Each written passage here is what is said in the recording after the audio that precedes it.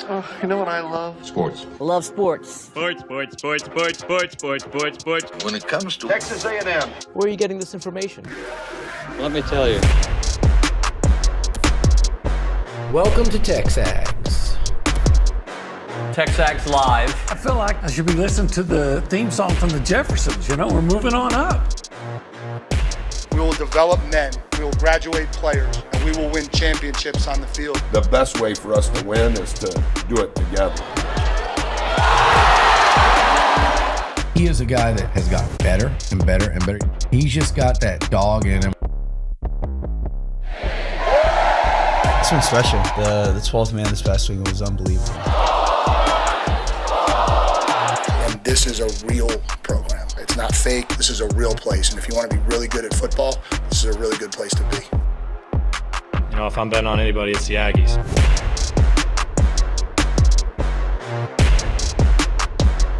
Well, yesterday, Mike Elko confirmed that Cyrus Allen is done for the year. Something I think we all expected after watching it happen. I saw some still shots after the injury. It didn't look good. Mm-hmm. He alluded to it the night of the game. It didn't look good. Well, we got confirmation he is out for the rest of the year, which is a hit.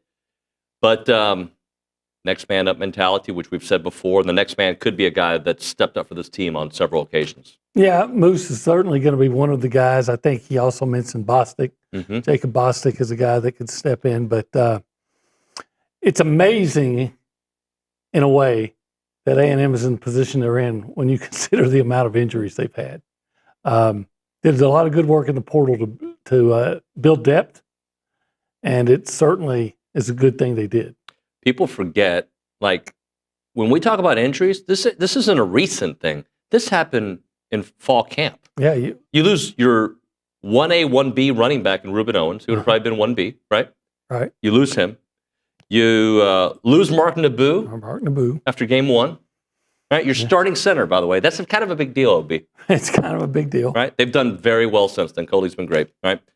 And they've lost Chase Basantis for a stretch, and hopefully he'll be back, if not next week, the week after, hopefully. Mm-hmm. So, and obviously we talked about Le'Veon Moss, right? And now they lose Tyreek Chappelle on defense. Tyreek Chappelle, who was having a great start to the season. So this is, and I know all teams go through this. Some more so than others. Well, A&M the last few years, I feel like that, you know, I don't even want to say what position hasn't really gotten hurt because we've seen it too much, but it is part of being a big boy college football, and you have to adapt. That's why you have to have the depth. That's why you do have to go in the portal and fill some needs. Not an ideal situation, but not one that I don't think. Look, if they can figure things out with Le'Veon out, which I think they have done a nice job with Amari, then I think they can figure this out as well. Yeah, you know, I've always been a guy that's been high on Moose based on what I've seen when he's played. Now, there's something going on that keeps him from getting on, but, you know, I always go back to not just that game against LSU when he was so good, but, you know, I've just seen him make too many plays. Yep. That does that mean he's going to be in the starting lineup? No, but, you know, he's a guy that when you put him out there, I think he can make plays. He can make plays for you. He can absolutely make plays. This is TexAgs Live. We're presented by David Gardner's Jewelers. We're in the Rollo Insurance Studio. It is the Go Hour, presented by the Warehouse at CC Creations. He's Olin Buchanan. You are. That's David Nuño. Yeah, hey guys, how are you? Great to see you. We're currently in the Holistic Planning Cool Zone. Holistic Planning can get you set up with your investments, your tax, and your estate. And one more, OB. What's the other one? Well, you can invest in pro sports through Holistic Planning. We should do a joint venture, investing in pro sports. You think? Yeah, I think we should. Huh. Wonder which team we should. Well, let's be honest. We're not big pockets, so we're going to do one of the sports that's on the up and up, right? Yeah. Lacrosse, women's basketball. One of the up and coming sports. I don't think we can do the NFL just yet. Huh. Yeah, probably. Arena football we could probably do if they're still around. I used to be a beat writer for arena football. What team? The Austin Wranglers. The Austin Wranglers. Yeah, they had to have something for me to do in the spring. Did they ever play against the Houston Thunder Bears? No, they were in the major league of arena. Yeah, they played the New Orleans Voodoo. The Voodoo. And the Orlando Predators. The Predators. Let's hear from Coach Elko, shall we? Let's do. There was a lot of good things that came out of yesterday's presser. I'm actually going to pick one of the questions that I asked, which was just about whenever you take a job, like when you took this job, when I took TexAgs, you have this vision of what it could be. Sometimes it matches what the vision is. Sometimes it doesn't. I don't know if any of us, I think a lot of us thought 10-2 was possible, 9-3 was possible, right? I think I had them as a 9-3, 8-4 type of team. I don't know where you had them. But to be here in this position, for that 10-2 to be possible, I asked Coach Elko about it, and here's his response.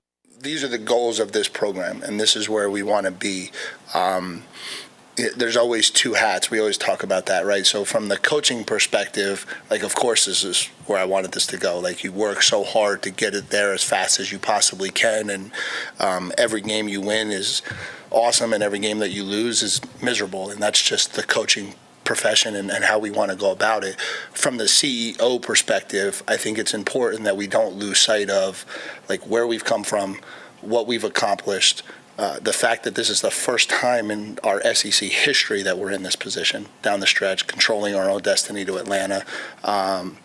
So from that perspective, I think there has to be some understanding of the direction we're going, and that it's a good direction for year one. It is a great direction for year one. You just got to finish the job now. Yeah, and because we've had teams that have been close. What they talked about a lot yesterday as well is finishing the job means you focus on Auburn. Yeah. And not the next game after that, Yep. Because if you stumble at Auburn, the next game is going to matter because it's going to matter, but it's not going to matter the way we want it to matter. Right. So Auburn is a playoff game. Yeah. It is a playoff game. It is a 2 seed versus a 7 seed, right? Like, this is a game that you should win regardless if it's on the road. Maybe should is not the right word. But I think you should win. You're going to be favored to win that game. I look at it, I see A&M as a better team. I look at Auburn, and we'll do this later in the week. But when you look at Auburn and where they rank in total offense, total defense in the SEC, it's not that bad. It's pretty in the middle of the road. But when you take the teams out, the FCS teams out of the mix, there's nothing that tells you that A&M will lose at Auburn other than the fact that it's on the road, right? And that no game in the SEC, especially on the road, can be taken for granted. And I think if you all have been listening all season, we actually were both, Billy included, were worried about South Carolina. Oh, I was. And we were worried. I wasn't worried about Lenore Sellers. I was wrong there. I thought they were going to be able to sack him, right? I was like, he can't throw. We're good at stopping running quarterbacks. We're good. I was worried about the defensive line. The defensive line was very good. It was. But, yeah, you're right. Lenore Sellers still didn't have a great passing game against A&M. I mean, he had some yards that he shouldn't have had, but a lot of that was because he just missed tackles. Right. I think he completed less than half of his passes, but you didn't get him on the ground. You didn't get him on the ground. I think they can get Peyton Thorne on the ground. Yeah, Peyton Thorne will be slightly less elusive. Who protects their quarterback better, Texas or Auburn?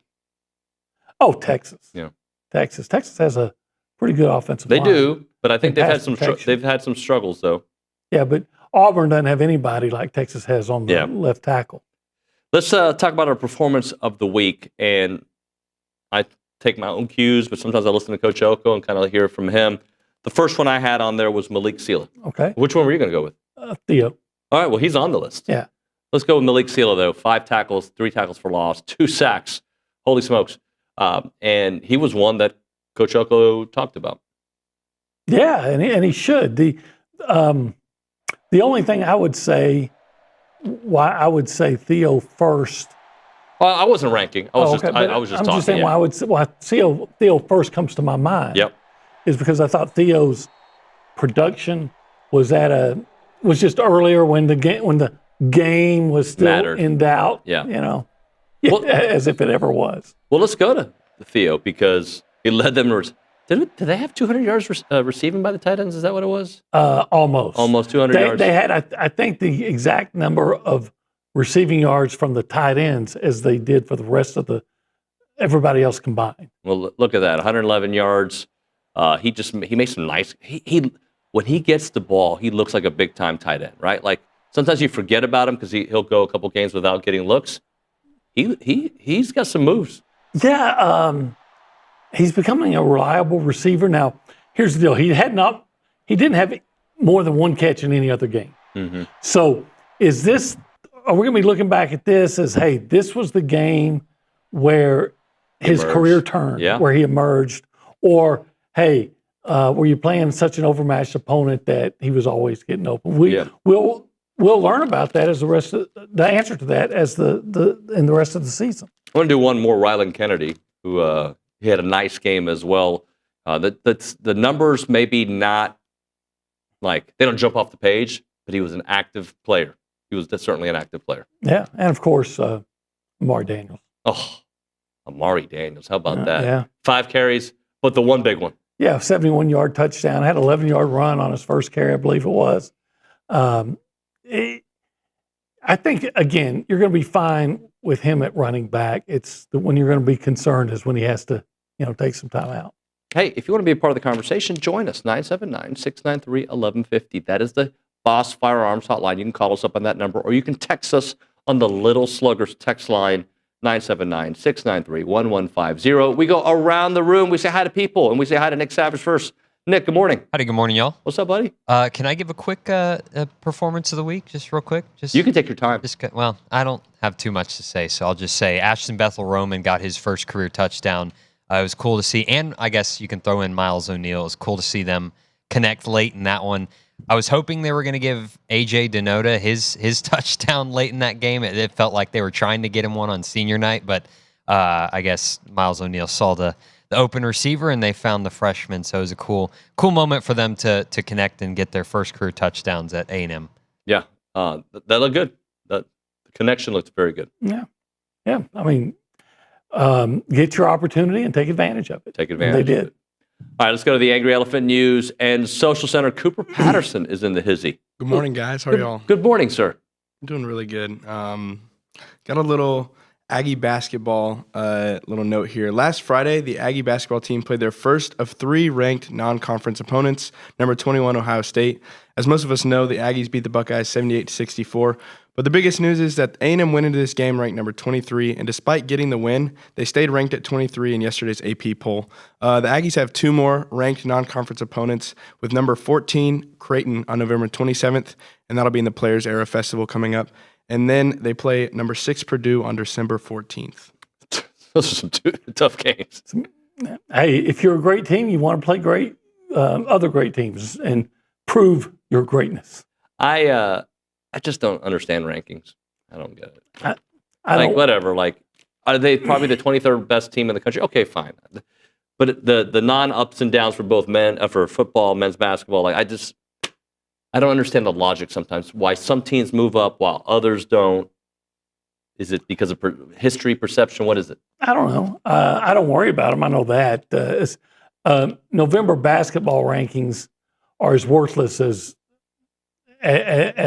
I don't know, as Confederate money. As November 1st playoff rankings, maybe? Yeah, because at least when the November playoff rankings come out, there's a certain amount of data to consider. Sure. November basketball, it's like, as far as rankings go, it just, doesn't matter.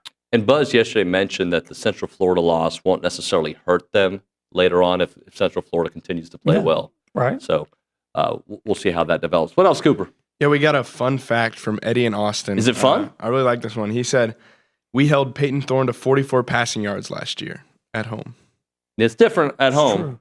But I do remember, let's say Peyton Thorne helped A&M hold them to 44 passes. Yeah, he did. I can remember one play where there's a receiver that's about at the 5-yard line, 10 yards, and there's no one within 10 yards of him, and Peyton missed him by about 10 yards. I remember that. That's right. Yeah. I remember watching last year and thinking, this is the worst quarterback I've seen in years. And I know he's not that bad, but he had a horrible performance. Maybe worse than, remember South Carolina a couple years back? Yeah, the poor kid who was the coach. Didn't they have negative yards or Yeah, maybe. He got entering the fourth quarter? Yeah, it wasn't really his fault, though. I mean, he was getting... O'Neal a grad assistant. Yeah, he was coach. an assistant coach, but he still had eligibility. His name was Jeb something. I remember his name was Jeb. I don't remember his first name. Yeah. And he got assaulted by that pass rush that night. Unfortunately, one of the worst quarterbacks I ever saw him play beat him. Wasn't that Robbie Ashford for Auburn? Oh, yeah. God. Robbie Ashford was terrible. Oh, well, he was. Yeah. You're talking about that night in Auburn a couple years back. 2 years that ago. was that night. That's the first time Connor didn't look good, and that wasn't even on him. It wasn't on him. You're exactly right. But that's the first time I remember. I was expecting more, but that's was it Devon hurt or Anias? Or they were both hurt that game? Devon hurt. Anias was out. Moose didn't play. Yes, they had some guys out on the offense line. It was just one. And they still should have won. I mean, they only lost 13-10. Yeah. Now, they threw a late touchdown pass, I think, to Jalen Preston to get within 10 and couldn't get the onside kick, but it never should have come to that. Yeah, and that's right. They did end up getting the ball. All right, any more, Cooper, or should we hit a break? We can hit a break. All right, thank you, Cooper. Appreciate you. Good work as always. We'll hit a break. We'll come back. We will talk some basketball with Justin Lanham on the other side. Right now, prizepicks.com/TexAgs. Use the code TexAgs to get $50 once you play in $5 lineups. If you like watching sports, but you want to put a little bit more flavor into it, it's a good way to do it, right, OB? Yeah. Get a chance to look. Sports are always fun, but they're a little more fun when you got some action on it. Yeah, and this is not. It's not like it's just daily fantasy sports. You're just projecting numbers. You think that Moose is going to catch for more than 50 yards, let's say, more than, you can put your money on that. You can do that as one of your 2 to 6. You want to say less than. You want to say that whatever the situation may be, they can hook it up for you. Marcel Reed's going to throw for whatever and pass for whatever, right? Or run for whatever. You can do that more than or less than. Again, that website is prizepicks.com/TexAgs. Use the code TexAgs to get $50 once you play in $5 lineups. It's Prize Picks.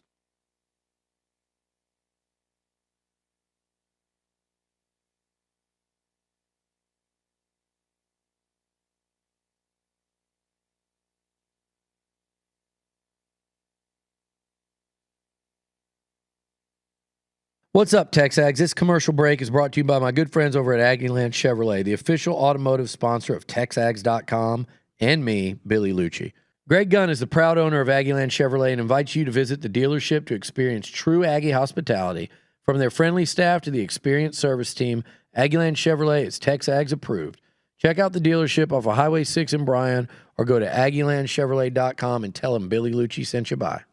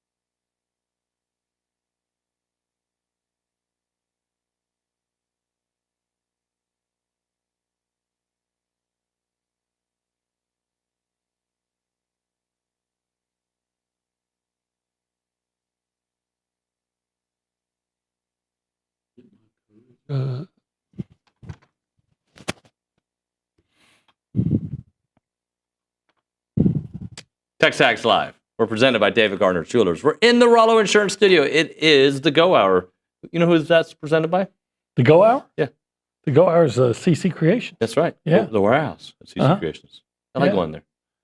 So apparently everybody does too about 3 or 4 hours before kickoff. Oh, yeah. It gets crazy in there. Yeah. The boys work there during the summer, so it's I'm quite familiar. Good people over there.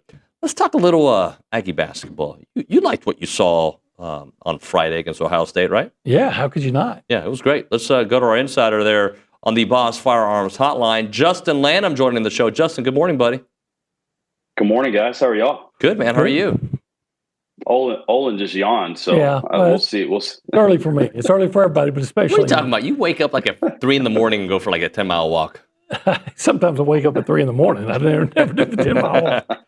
Hey, so let's start things off with what that victory can mean, considering there's still 2 big games out there this non-conference that are against really, really high-ranked teams. But just what can this Ohio State win mean moving forward? Yeah, I think it's going to be big just because, I think Ohio State's going to go on to be a really good team. So I think, once we get to February and March, I think that's going to look really, really good on our resume. So, a lot of the times beating a team is obviously great, but I think you also want those teams to have some success, right? And I think that this Ohio State team is going to have success for the rest of the season. Yeah, I mean, they've already beaten Texas, so you would think that they're going to have a good year. So A&M should have an outstanding year. What did about that game impress you the most about A&M? Defensively, I mean, they were just special. You could tell that they had a game plan and they stuck to it. And I think they just got Ohio State out of what they were trying to do, and that right there, that performance defensively is what we need to see the rest of the year. And it just shows you how capable we are. That's a very good offensive team. And what we were able to do defensively was phenomenal. So I think Solomon Washington, I've said it before. I've said it probably 3 or 4 times, but I think he is just a very special on-ball defender. And I think he can guard 1 through 5. He really can. And I think he showed that on Friday night. So, look, it's way too premature to compare Pharrell Payne to Julius Marble, different body types. But one of the things that Buzz mentioned yesterday was when they lost Julius last season, is like it really affected the way they went about their business. What have you seen from Pharrell Payne that gives you maybe optimism for that part of the team? Just his presence inside. I think, when guys are driving the lane, that's what they're thinking about now. I think last year, Anderson and Solomon and Henry, sure, they can block shots, but you don't have a guy, last year you didn't have a guy like Payne that really sits in the paint and is kind of like a vulture around the rim, and that's what it feels like is he's able to really deflect shots, get his hand on balls that maybe some other guys wouldn't. So I think just his presence alone, even if he's not scoring a ton of points or whatever, I think just his presence alone does a lot for this basketball team. Yeah, there was this one play that, and he only had 2 points, but he doesn't have to score big all the time. But there was one play that he got the ball, in, I think, in the low post, and a couple of guys collapsed on him, and he had the wherewithal to get the ball out to, I think it was Wade Taylor, hit a 3. And in previous seasons, I don't think anybody felt like the need to try to double down. First of all, A&M wasn't trying to get the ball down low very often, and if they did, no one felt the need to try to collapse on it. Speak to the depth that you might have saw in that game, because that's one of the things I came away impressed with. Yeah, 9 guys played. You had everybody contributed in the scoring column. And so, and that's without, that's with Jace Carter, sitting on the bench as well, being out. And so that's another guy that would have obviously got plenty of minutes. So I think obviously us seeing the emergence of Manny, him coming in and having a little bit bigger game than he has, maybe getting that confidence back was huge. So what did Buzz refer to him as? March Manny? Is that what he called him? So I think if we can get that back, and I think that would be huge. All right, 2 things. Wade is usually really good against top opponents, and Wade is shooting less. What do you take from that? Yeah, I think the guys are getting more comfortable in this offense, and I think with with Wade, if he's dishing out more assists, if he's just kind of contributing in that way, then I'm okay with it, because I think we're going to see later on in the season. Olin just mentioned it. If teams continue to double down on Phelps, Phelps.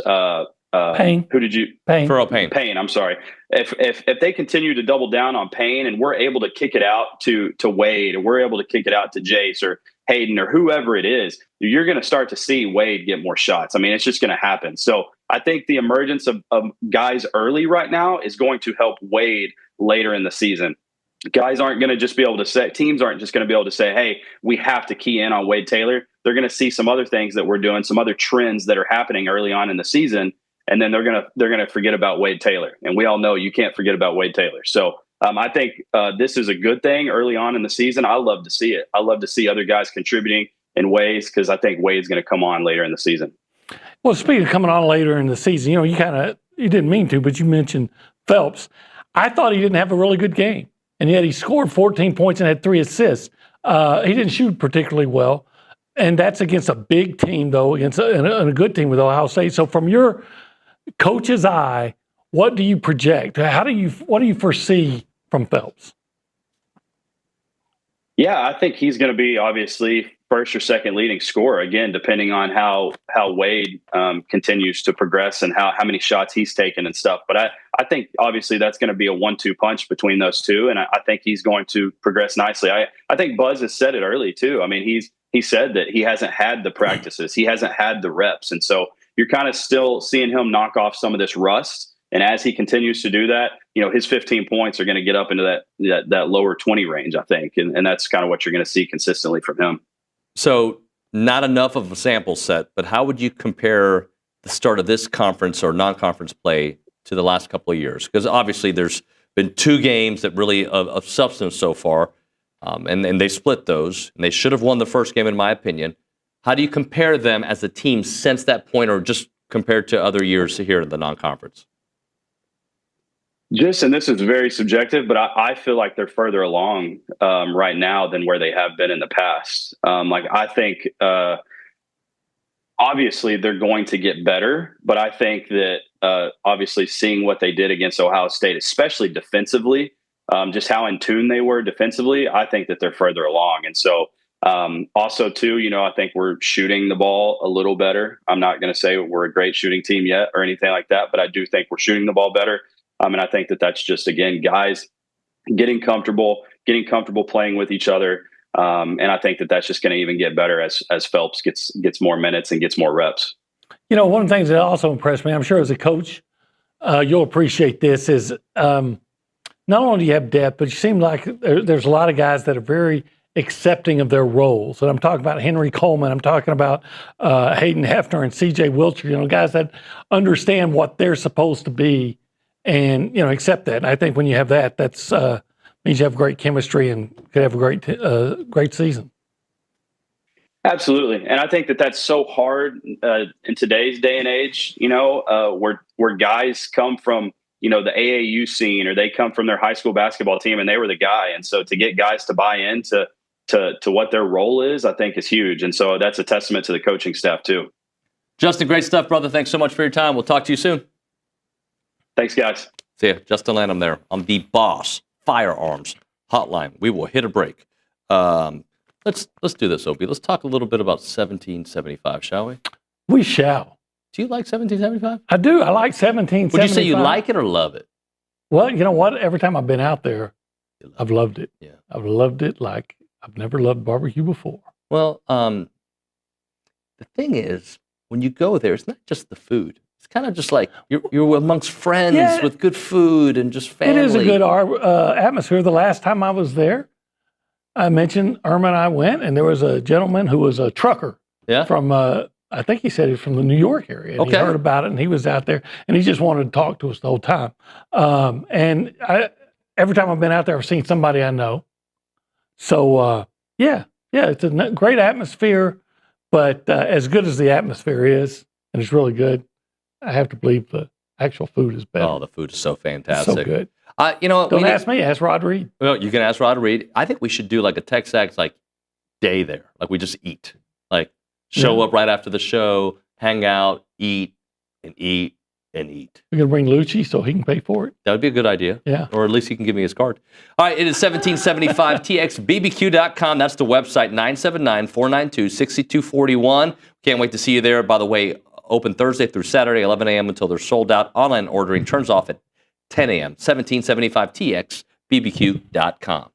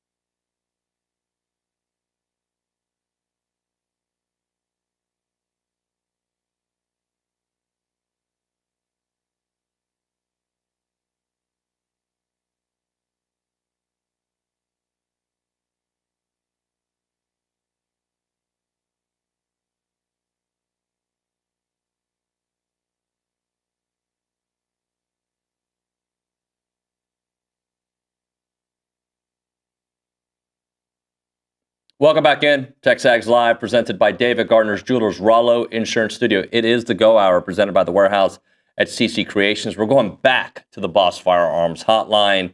Damontre Moore joining us here on the program, ready to hit the club and ready to hit the practice field. Damontre, good morning, buddy. Hey, good morning. Thanks for having me, fellas. Appreciate the opportunity. You got it, man. Hey, so let's get into it. Let's this New Mexico State game. I don't know if there's a lot we can read from it for what's ahead, but maybe we can read it the entire season and look at it in parts. How does that game prepare A&M for what's ahead? That is a phenomenal question. I think that game prepares A&M going in these final 2 games of the season. I think it's a confidence booster and nothing more than that. I don't think we should read too much into it. I think it's one of those games where you go in there, we did what we were supposed to do. We won in a dominant fashion, and we pulled up and laid it out there on the line. The only thing that we would be looking into this game if we played them a lot closer, and then we'd be talking about, hey, we're not the team that we are. So I think this built a lot of confidence, got the boys coming in off of a bye week to get that momentum going and get right back into this SEC ball play. Hey, Damontre, you played against Texas when it mattered. So I guess my question to you is it difficult as a player to focus on your 11th opponent when you know your 12th opponent is the team you hate the most?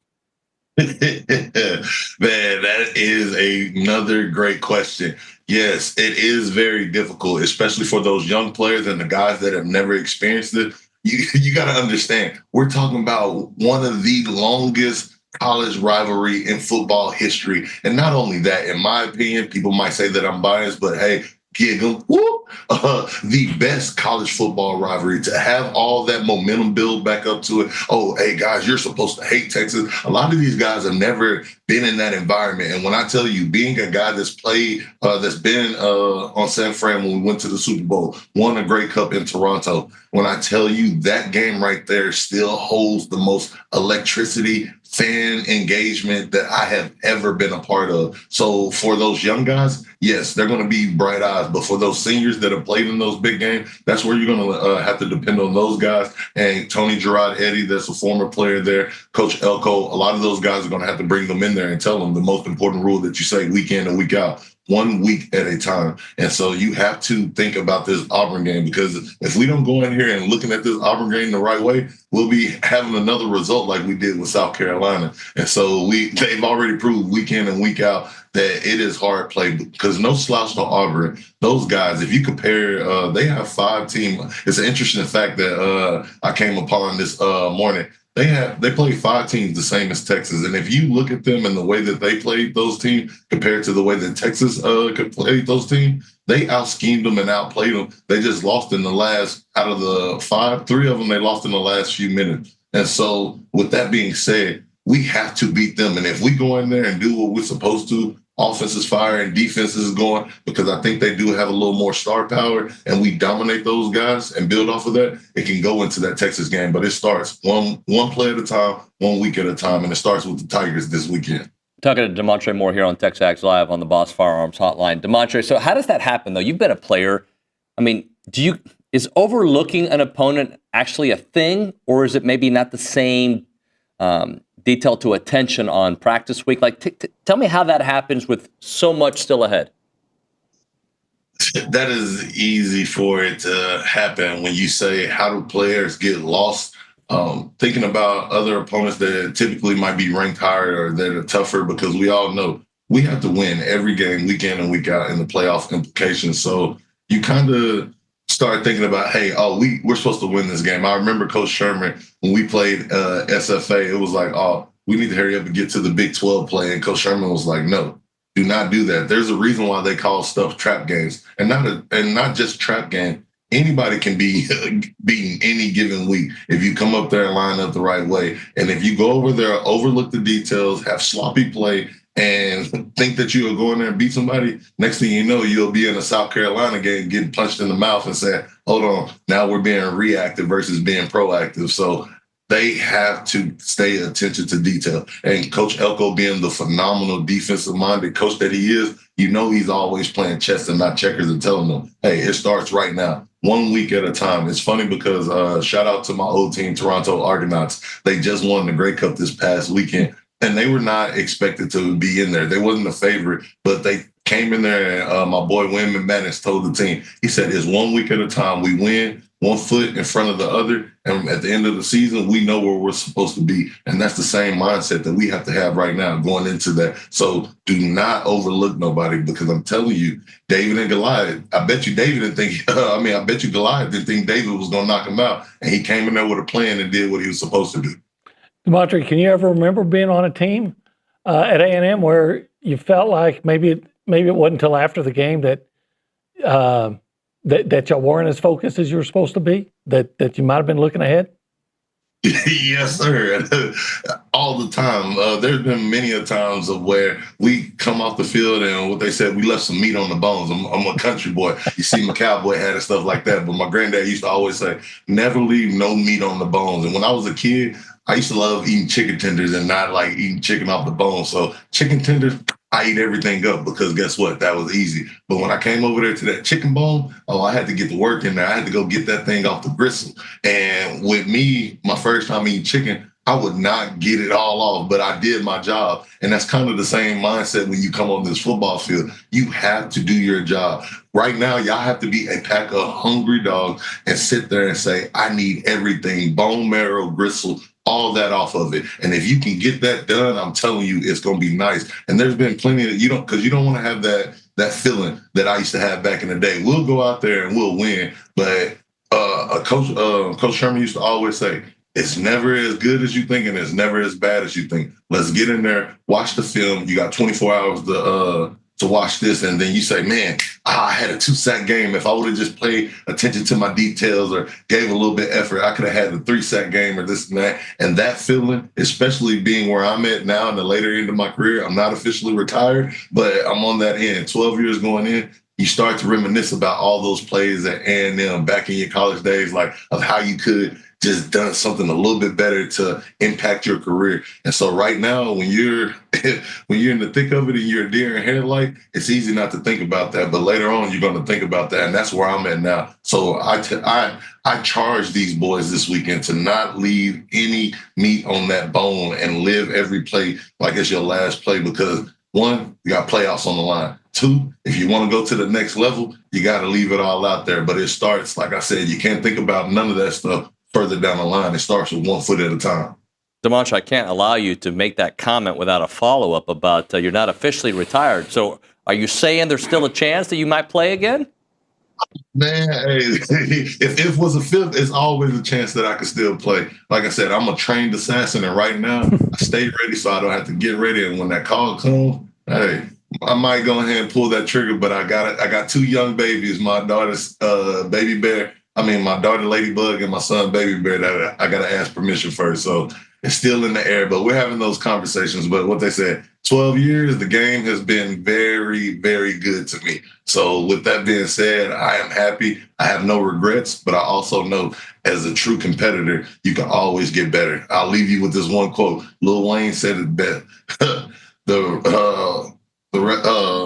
What they said, he said, once I die, he said, I'm sorry, I'm getting confused because I was choking up. I was just watching. He said, once I die, that's when I can learn. But he said, the repetition is the father of learning. There it is right there. I'm sorry. It was a mouthful because it was that powerful. Repetition is the father of learning. If I go in there and rep it, I'm going to learn it. I'm going to feel comfortable in it. And that's where I'm at right now. And that's where everybody else got to be. So, hey, man, just keep learning along this path. He's an assassin. A train. I would love to see you guys go up against each other. I think that'd be great. And what? Yeah, and arm wrestling. He wins. Okay. Don't threaten me with a good time, because, hey, I might be down there for that Texas game. So if I pull up in the studio, hey, all bets are good, baby. I'm from Texas, the show me state, baby. There we go. Hey, Damontre, great stuff as always, man. We'll talk soon, all right? Yes, sir. Thanks and gig 'em. Gig 'em, man. Damontre Moore there on the Boss Firearms Hotline. We will hit a break. We'll just chit-chat on the other side, okay? All right, let's do it. If there's a text to get into, we'll get into that. We'll chit-chat. We'll break it all down here on TexAgs Live. Right now, we're talking Bird Dog. They are an Aggie-owned, operated company creating access to hunting opportunities.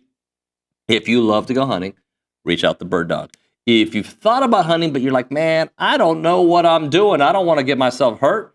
Reach out to Bird Dog, because that's what they did with me. They kind of taught me some stuff, right? And they can teach you stuff as well. If you're a seasoned hunter and you want to just set up a cool guys trip, go do it. If you want to go and like have just an awesome 5-star ranch experience where you can go hunting, but you can bring your wife, there's a pool, there's a mani-pedi spot, whatever. They can add everything to this hunt. And I'm telling you, if you're a rancher, they'll put hunters on your property. If you're a hunter, they'll put you at the best properties out there.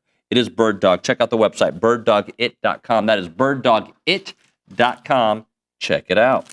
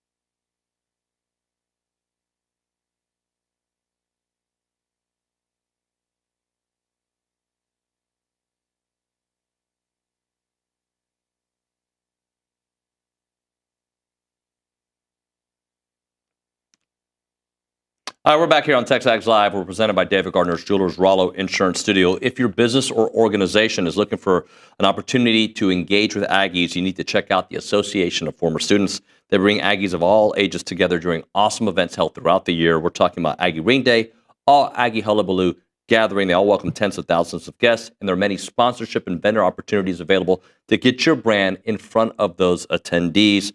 All these events offer a wide variety of both digital and in-person options to promote your brand. This includes title sponsorship naming, on-site presence, activation, recognition in social media posts, and much, much more. If your business is ready to engage with Aggies, choose a partner that's been a part of the organization for over 140 years. For more information on options available through the association, please email sponsorships@aggienetwork.com. All right, let's go to the Angry Elephant News and Social Center OB. Cooper Patterson's got some stuff for us. Yeah, Chris just asked a great question. He said, Nuño, here's a question for your chit chat. If you could undo the injuries for one position group, which would you choose, offensive line or running backs? And he also adds that it could include Ruben Owens as well. Okay. I think it's almost an unfair question to answer because, like, if the offensive line is listening and I choose the running backs or vice versa. But to me, I don't know if I can answer that question because I think a lot of the running back success is based on a very healthy offensive line. That being said, at this current moment, you're deeper on the offensive line than you are at running back. Yeah, well, that's true. That's true. I think I would still say offensive line. I want to have my best offensive line. I say it all the time that I feel like the games are won and lost most often in the line of scrimmage. If you have a good offensive line, you have a good team. And A&M's offensive line has persevered, and they've they've done a good job of dealing with setbacks. Yep. But imagine how much better it could have been if you have Basantes playing, if you have Naboo playing. Maybe you don't lose to South Carolina in that case. Yeah. Because you do a better job in protection. I don't know, but. I don't know. Yeah, man. I think to have Le'Veon these last couple games would be so nice, right? No, absolutely. I wish he was playing. Yeah, and if that includes Le'Veon, Ruben, Amari, holy smokes. But it's an either or. Yeah. And I always feel like be as strong as you can up front. Yeah. Offense and defense. Yeah. I mean, and Coach Elko likes to build his team as a line of scrimmage team, right? So, well, I've said this before. I don't think I've ever seen a team with an outstanding offensive line that wasn't good. Yeah. But I've seen teams with great backs that weren't good. This is true. Ask Barry Sanders. Yeah. There you go. Many times in his career. What else, Coop? And then I kind of want to ask about the SEC championship, kind of how some of the tiebreakers would play out. And not really how tiebreakers would play out, but like kind of some discussion I've seen recently with how many different scenarios for tiebreakers coming out. Alabama could still make it. Georgia could still make it. Ole Miss has an outside chance, right? They have a small chance. I think very small. Tennessee might even have the slightest. If every upset possible happens, I think they might have a chance too. But Texas only gets in if they beat us. Yeah, Texas and Texas A&M both only get in if they win out. And then really it's looking like it's up to Georgia and Alabama. But I've seen some discussion with that last week's potential for an 8-way tie. Now the potential for 6 teams with 10-2. Does the SEC need to bring back divisions? Because there have been so many different scenarios that have played out that would not have happened or that did not happen when there were divisions. And then how would you structure those divisions? West and East, and I think they should bring back divisions. I know the big there's so much weeping and gnashing of teeth because not everybody gets to go to every SEC venue. I think that's overrated. What I think is you have the divisions, like, okay, Missouri could have gotten into the playoff or into the championship game if they take it only because they played the easiest schedule. Yep. And at least if you have divisions, for the most part, you're playing the same competition as the guy you're competing with, right, for that spot. So all the teams in the division play each other. Now you can come back and argue, yeah, but if somebody has to play a more difficult schedule because the team they would play from the other division, right, maybe not as strong as it. Okay, that is an issue, but by and large, at least the people you're competing against, you're still playing the same caliber of competition overall. Yep. I don't know how I feel about it right now because I want whatever path. This is such a cop-out answer, but whatever is going to be the best path for A&M. And I think under your thinking, OB, it sure would be nice for Texas and Texas A&M to have played some similar opponents, and they have some similar opponents. I mean, look at Texas. Texas has played one really strong team, and it was Georgia, and they lost at home. Right. Now Vanderbilt's pretty good, and they've been. They'd say to you, well, LSU is pretty good. Well, I put LSU over most of the teams that Texas faced, and that's not to be knocking Texas. They played the schedule that was put in front of them. Well, so that's not. But I'm saying, everybody in one division should play the same, for the most part, the same teams. I think they should play 10 conference games and, 7 divisions and 3. Got to drop it there. It's TexAgs Live.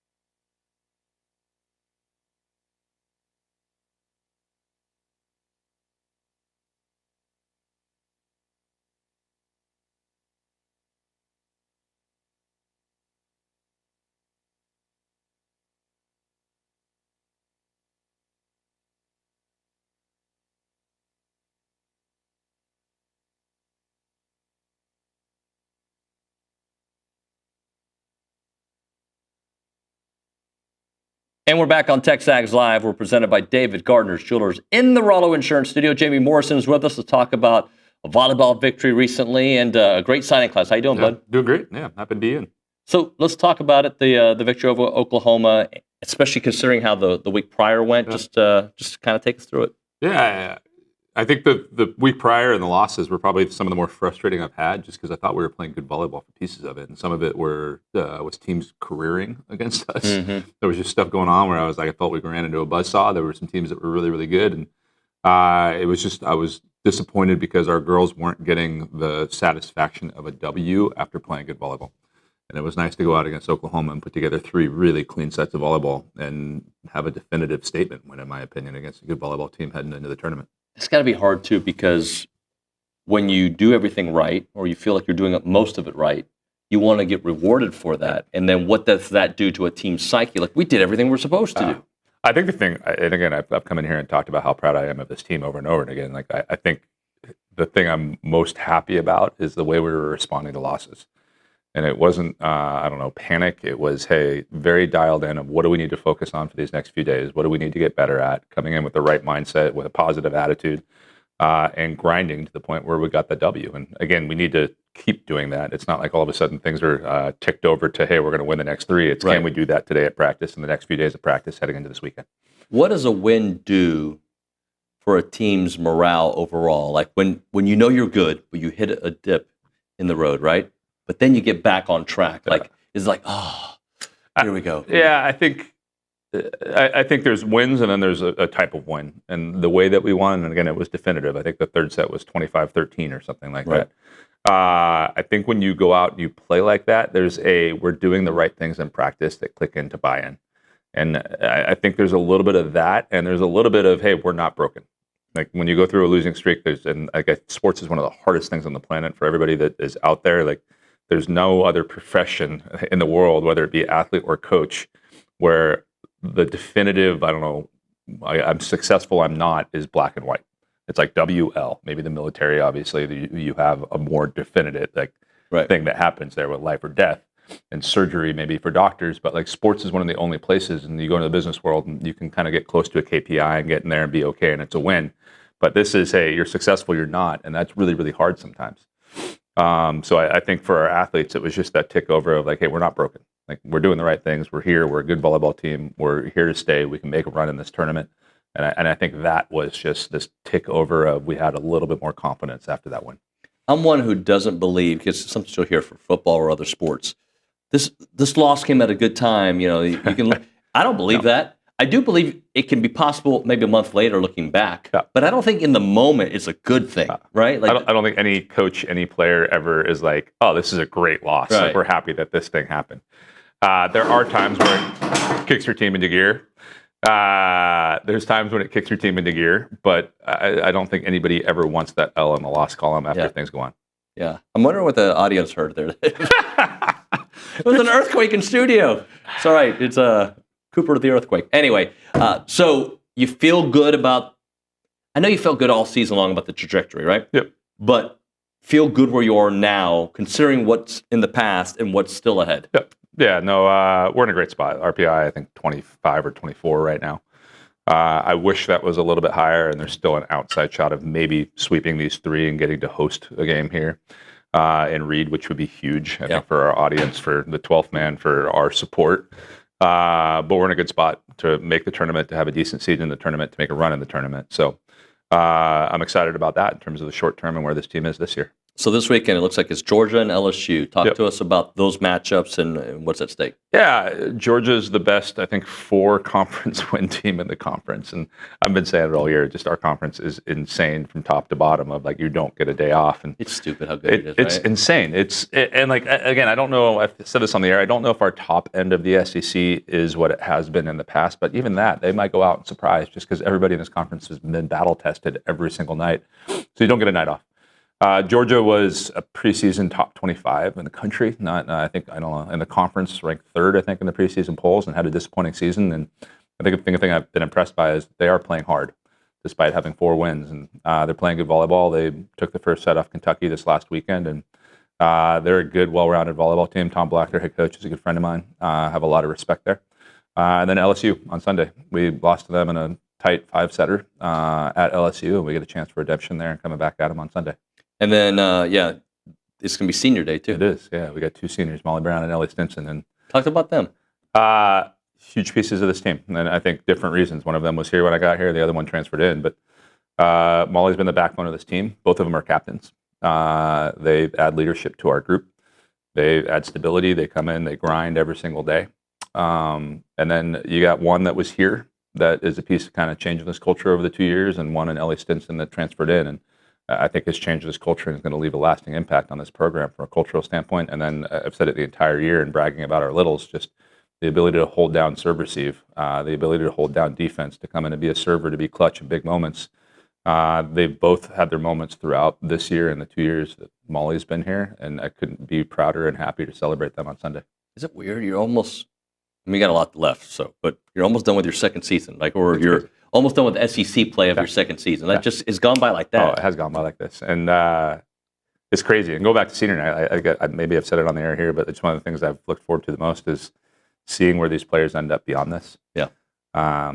And as we start to graduate more, the Caroline Muth is over in Switzerland right now, tearing it up. And Lauren Hogan's getting her master's degree here. And just all of these players that kind of come through, all of a sudden you're going to see more of them spread out and see the impact that they have on the world. And I get chills as I'm saying that. That's why we do this thing, is to build amazing human beings that can go off and rule the world in some way, shape, or form.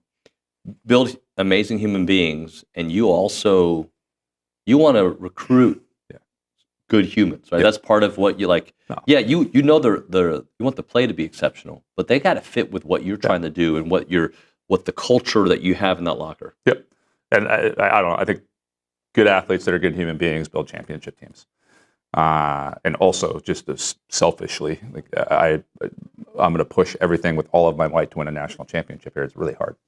I know a lot of people that have been doing this for 25 years and have won 0 and had really good volleyball teams. I know people that have the number 1 team in the country like 50 times in a row and only have 1 or 2 of them. So I want to make sure, A, that I enjoy the process, and B, that we have people here that are going to represent this university in the best possible light, whether it be while they're here for their 4 years or beyond this when they leave, again, going off to achieve something great. So the people that we bring in are equally as important as the athletes. I also believe in just mine and my staff's ability to coach the game. Mm-hmm. And I think if we get good athletes that are good humans, that want to work hard, that want to learn, that want to achieve something great, we can mold them into people that can go win championships. I feel like being process-driven is I don't want to say older thought process, right? More mature thought, because I 100% co-sign that, but I think how hard is that to get young athletes to think about process-driven as opposed to results-driven? I think you got to get the right athletes.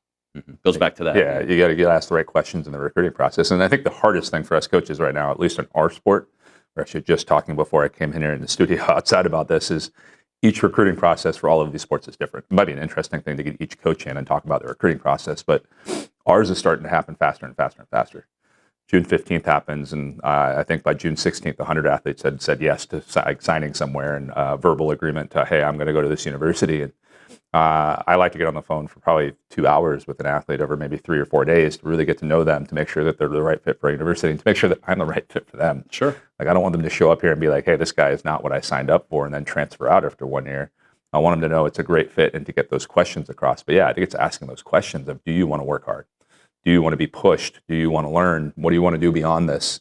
Are you just doing this for a scholarship? And that's not a direct question, but you got to get to the bottom of that. And then there's hey, do you want to come in and work hard? And do you think that you can learn and become a better version of yourself? And if you ask the right questions, you get to the right answers, and then all of a sudden you have the right people. Yeah, it's how do you find your athletes? So, I mean, obviously there's tape, or I don't think they use tape anymore, but you know what I mean? There's video. Do they reach out to you? Is it coaches reaching out? It's a little bit of both. So the way our sport, this is a great question. We're going to get into this now. I thought we were going to do it later, but I'm good. Our sport, most of our athletes play in club volleyball. And with that, there's different qualifiers that happen around the country.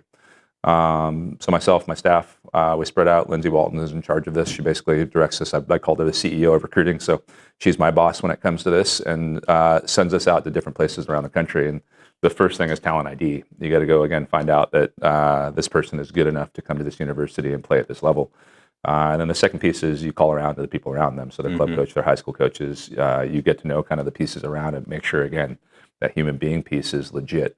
And then once June 15th hits of their leading into their junior year, that is the first time we can contact them. Mm-hmm. So we kind of have, I don't know, like the draft room. If you watch the NFL where people are running out houses, and it might be at our house, it might be, remember 1 year I did it at a ranch. Last year I think I did it in the office. We basically are on the phone for 18 straight hours. Yeah.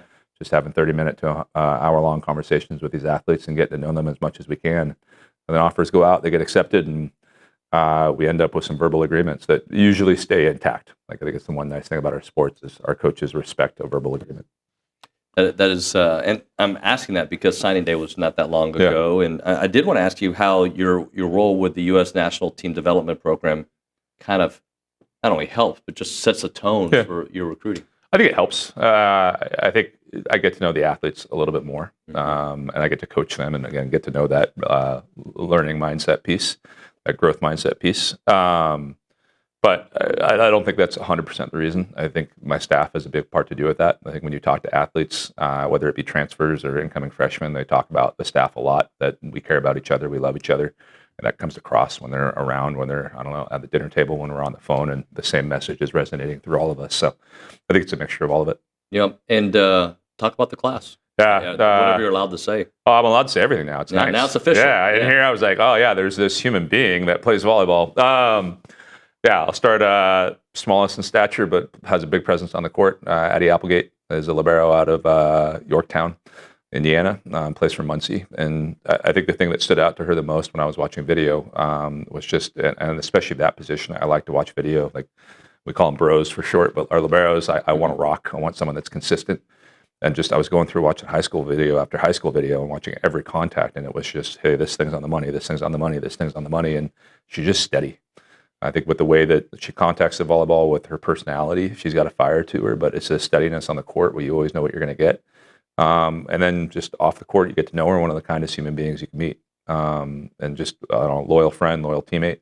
You hear it all around. You see it in actions with things that happen with her friends, and really good human being.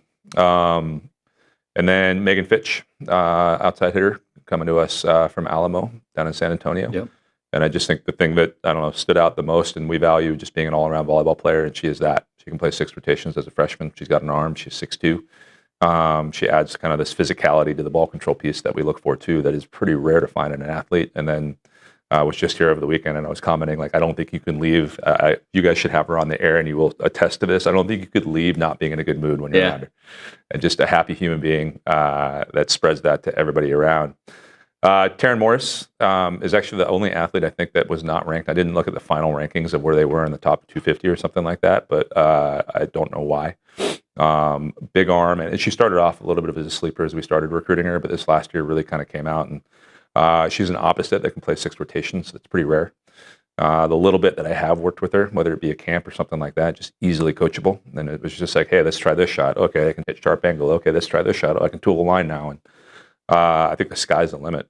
She's 6'3", and the whole class has grown quite a bit since we signed him, which is also a plus. So I think she's going to push to be on the court at some point in her first year or two while she's here. And then Kara Musgrove, she's a 6'2" setter. She actually was part of the U19 national team that I went and trained. She didn't make the final roster, but one of the best kind of pure setters in the class, but also has this duality that can play opposite. She's physical, she can block, she's got a good serve. So add some size to that setting position. And I think, again, as a group, they were ranked number 7 in the country. I think they're going to make a big impact, whether it be their freshman year or later on down the road. That's great to hear. All right, so let's close up with just the week ahead. Friday, Sunday, got to get it done. Friday, Sunday, and again, I'll come on here, and there's a little bit of self-serving of come out, see us play. I've gotten so many just random people that have been like, man, I've never been to a volleyball match. It's a really fun environment. They might not even know anything about the sport. So I'm hoping not. I'll knock on wood, but probably your last chance to see that this season. Get out there. Get out there. And then, again, Sunday, please come celebrate our seniors. They deserve it. They deserve a loud ovation when their name gets announced before the game, when their name gets announced after the game. Please come out, support, but also, again, for your sake, last chance to see a really exciting environment, a really exciting volleyball team. Come out on Friday, Sunday. You got it, man. Thank you so much for coming in. Always a pleasure. Appreciate you. That's Jamie Morrison here on the show. All right, Aggieland Express Car Wash, you know about them. 2 locations. William D. Fitch is the one by my house. It's awesome. And they have the newest location there on Texas Avenue South, right across from the Planet Fitness. They can do all the services you want. They can all do it for you at the Texas Avenue one. They can actually do the full service wash. Their team will take care of the cleaning, the drying, the vacuuming, all that comes with that. You can ask about their 3 levels of full service. And if you want to try the basic full service wash at the new location at Aggieland Express, we're going to give one away at 979-693-1150. The first caller will get that $40 value. Give us a call right now, 979-693-1150. It is Aggieland Express Car Wash.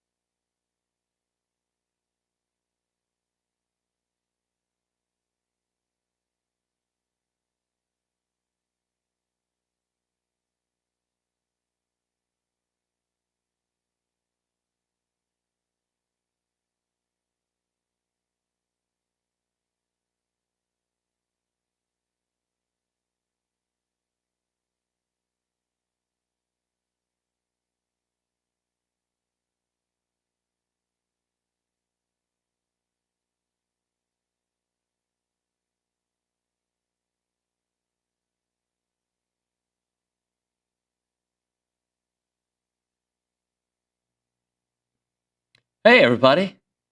Fancy that. We're here on TexAgs Live, presented by David Gardner's Jewelers, Rollo Insurance Studio. I'm going to again go to the Boss Firearms Hotline because that's where I find Jamie McCoy here on the program, former A&M tight end.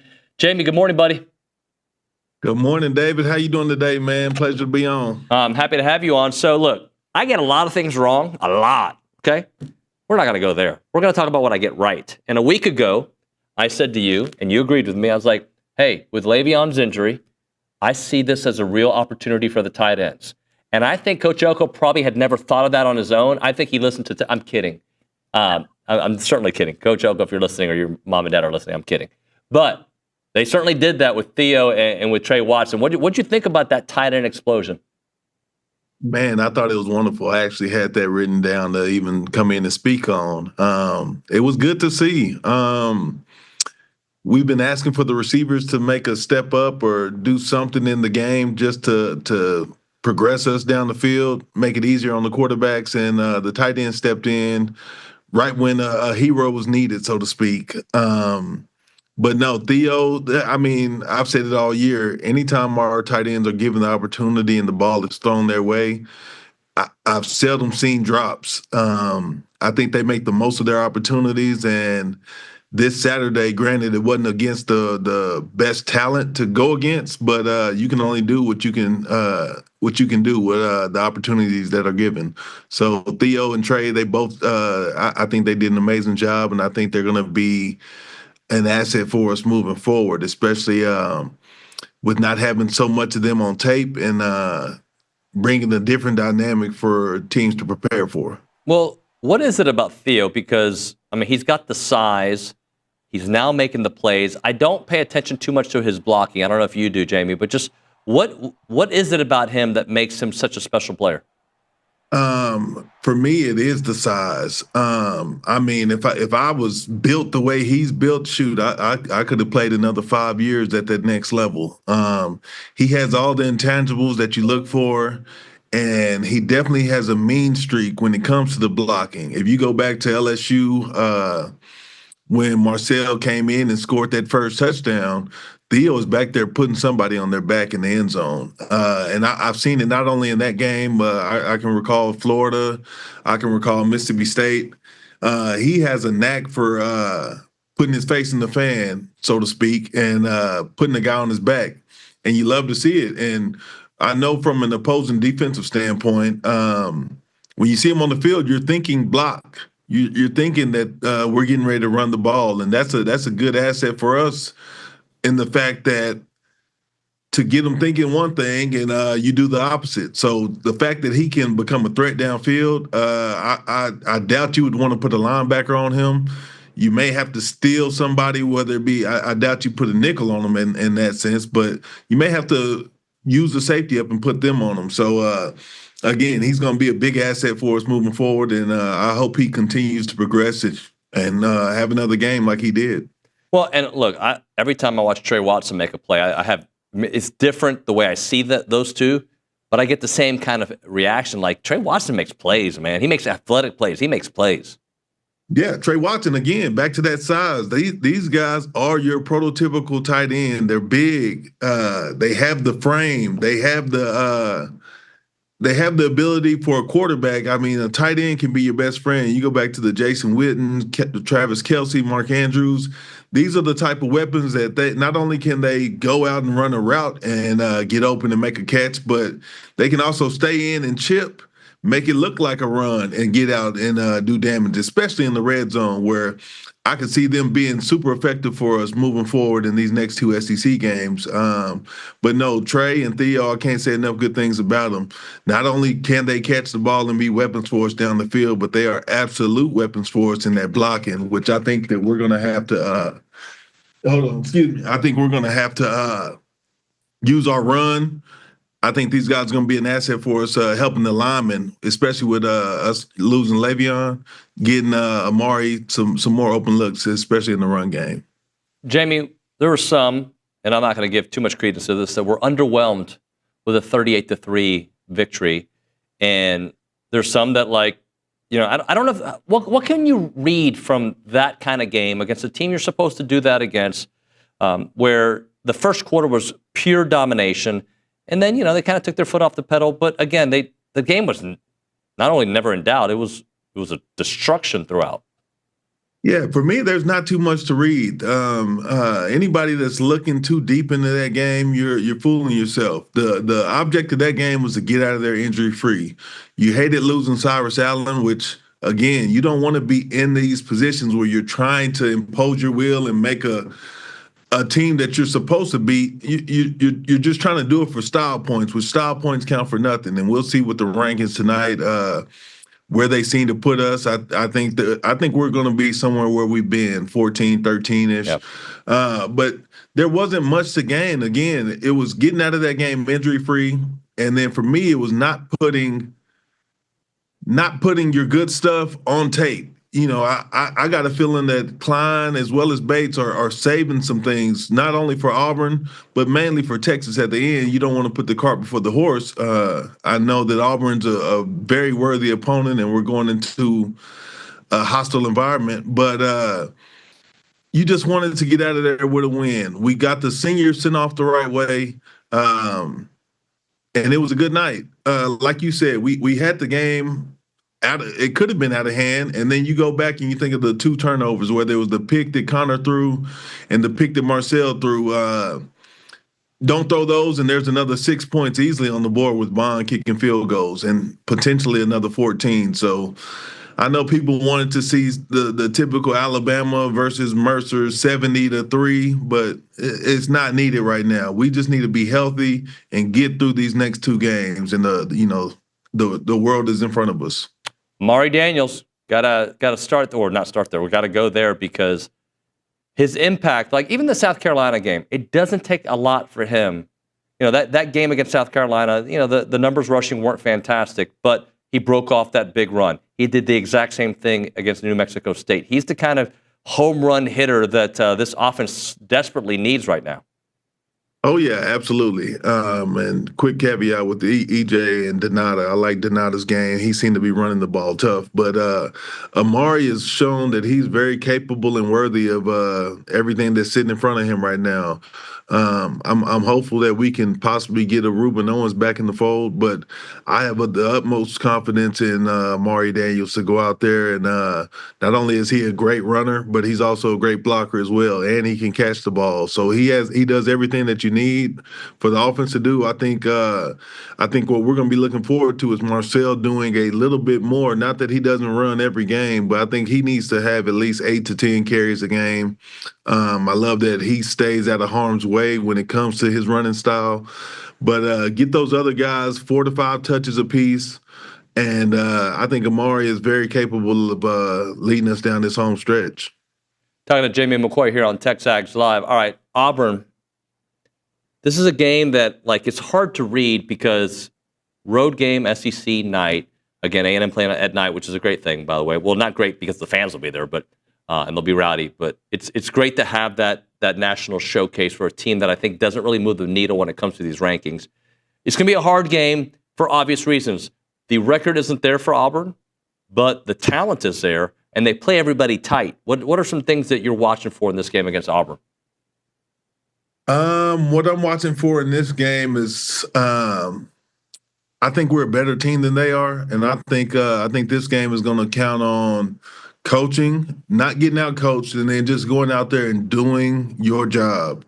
I believe if the offense comes out there, Marcel has a good day, doesn't get too happy with his feet, and the O-line as well as the tight ends can block well, I think we have a good day running. I think tight ends get involved passing, receivers do what they need to do. I expect us to have an okay day there. It shouldn't look anything like South Carolina where they were able to impose so much pressure on us. And then defensively, if we can make them one-dimensional, which I absolutely see us doing, take the run away, take the air out of the crowd.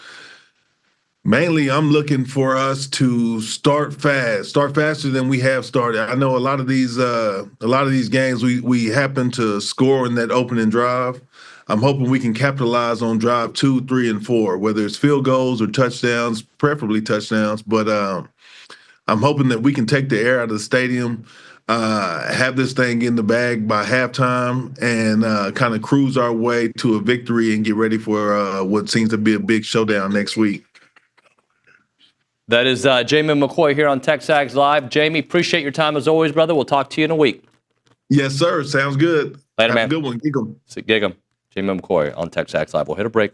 We'll come back with our KBTX Roundtable. I think it'll just be one KBTXer because we have Joni Taylor coming up at 9:50 as well. FBS Appliance and their team of experts are here to help you with the appliances that make your house a home. They have all the top brands. But let's talk about what makes them so great. They have the best customer service, and they have the best pricing, and they're going to get you the right appliance for your home. And as I've mentioned, they have all the trusted brands you can imagine. They're committed to customer satisfaction at the core of everything that they do. They're going to guide you through your purchase and make sure that you get exactly what you want, where you want it, how you want it. They have 8 showrooms across Texas, one right there on Wellborn, right across the road from here from TexAgs. It is FBS, FactoryBuilderStores.com, the website, FactoryBuilderStores.com.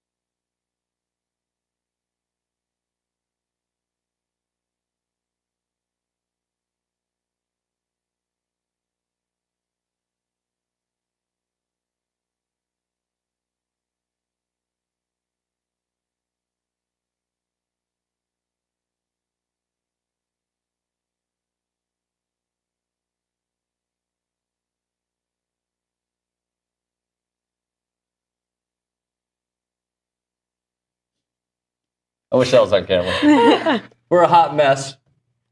But at least we're hot. Bam! It's KBTX Roundtable.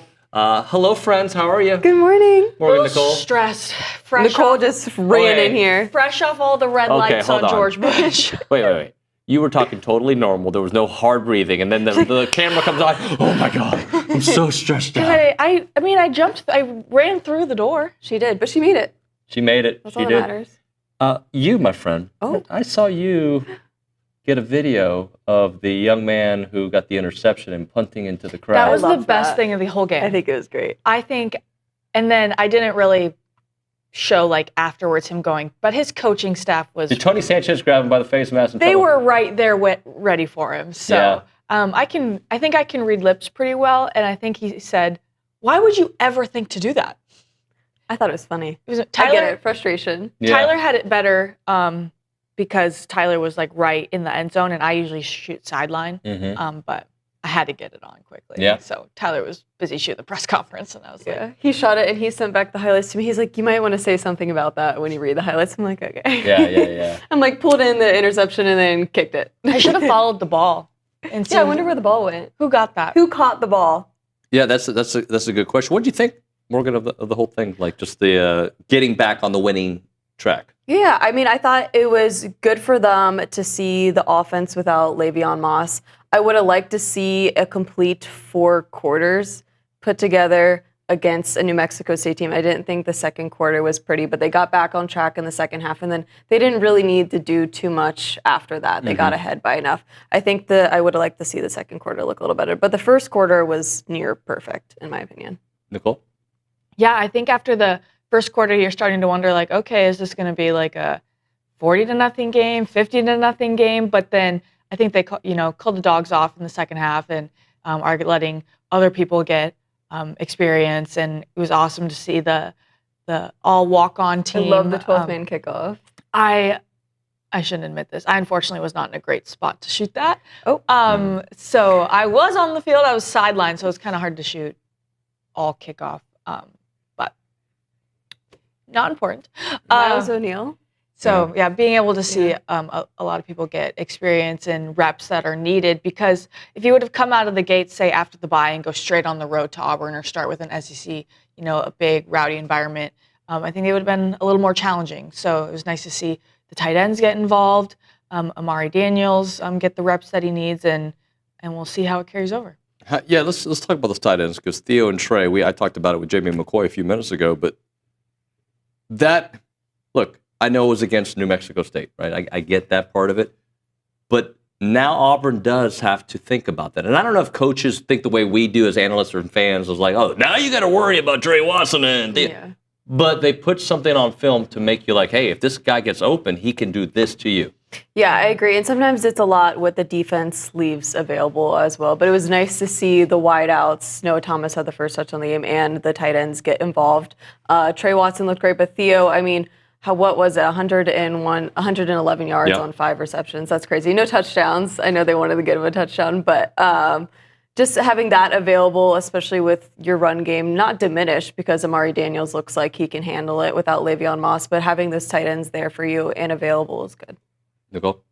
I think it's important to be able to show that they're not one-dimensional, right? So they keep losing backs in the running back room. And so, there's a lot of concern like, oh, now the offense is depleted, and who is A&M going to target? The wide receivers, need to see who's going to step up. But now you put another dimension on it with the tight ends, so it's important to not forget about them. Right. I agree with that. Let's talk about the quarterback room, because I think we got pretty good performances from 2 of the guys, and one we're trying to figure out what's going on. So, Nicole, why don't you start us off when it comes to the QBs? Yeah, so in the third quarter, I remember seeing Connor come out and being like, okay, like they, made the switch. You wanted to see both quarterbacks in this game, just a matter of how that was going to play out.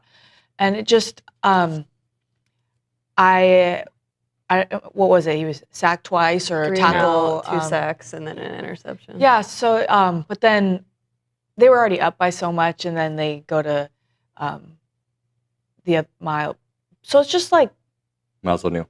Yeah, it's just we don't know what's going on with Connor. Like, I don't know if it's An injury thing, I I don't know if do it's well for the confidence standpoint. Like getting that opportunity to go out there, I would have liked to see him do well, just for him to have that confidence, so that when I expected him to do well. Yeah, so that when you know he goes in, or when he knows he's going to go in, he's going to be able to take care of business. If Marcel's not doing it, I don't know if it's because it was already out of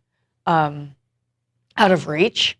That maybe it was a different mindset. Not saying he had a different mindset, but there wasn't like that urgency. Like, okay, I'm going in. I need a spark. We need to take the lead. So that's one. And obviously, it's not always on him. I don't know what's going on around either. But he is not, body language wise, and he's not the same quarterback that I saw the first 2 seasons he was here. And I don't know if he's still maybe thinking about his injury. I don't, or maybe that in the beginning. Plus, he didn't have the success we're used to seeing. But Marcel Reed, he did have a mistake, but again, I think he's throwing the ball a lot better than I expected. He's got a couple throws he'd like to have back. Obviously, the interception and some throws where he was behind, but he throws a pretty ball. He's passing for some yards, and obviously the legs are always a threat. Yeah. There was some inaccuracies, but for the most part, Marcel had a good game.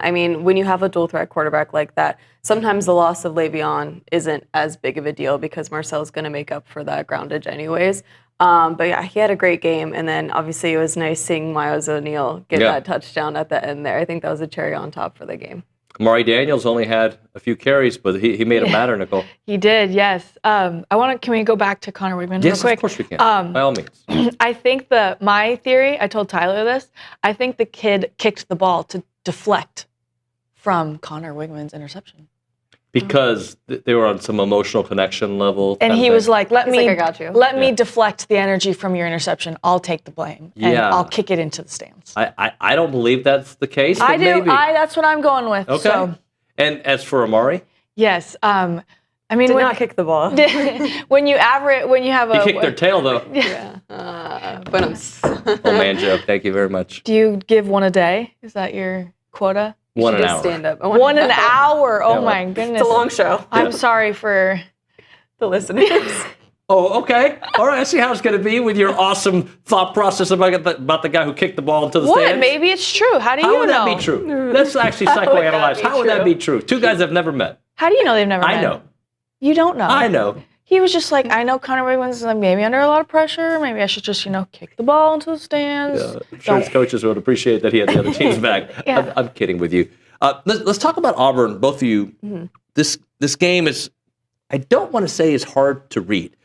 This is going to be a hard game regardless. Mm-hmm. This is a lot of talent on the other side. This is a team that plays teams well. I don't care. Win. Morgan's been there. I've been to Jordan-Hare at night.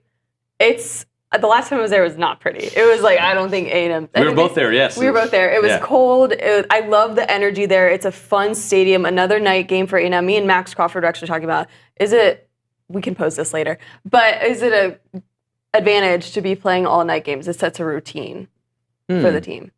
Potentially. Just when you're playing. Anyways, it's going to be a hard game regardless. It's a must win, in my opinion. I think A&M, I think it's a must win. I think you were saying that because Texas doesn't really play at night. And they've played a lot of 11 a.m. games. How is that going to be? Yeah. But again, that Texas game is going to matter no matter what, but it's really going to matter if both teams take care of business this weekend. Yeah, I think it's really important to get there and establish dominance early, but I think it's going to be difficult because Auburn, they don't have much to play for. I think they're coming out swinging. They have running back Jarquez Hunter. I think A&M's going to have a problem with that. Peyton Thorne threw for 5 touchdowns last week against ULM, but still, he's looking a little bit better. Regardless, a night game at Jordan-Hare is difficult.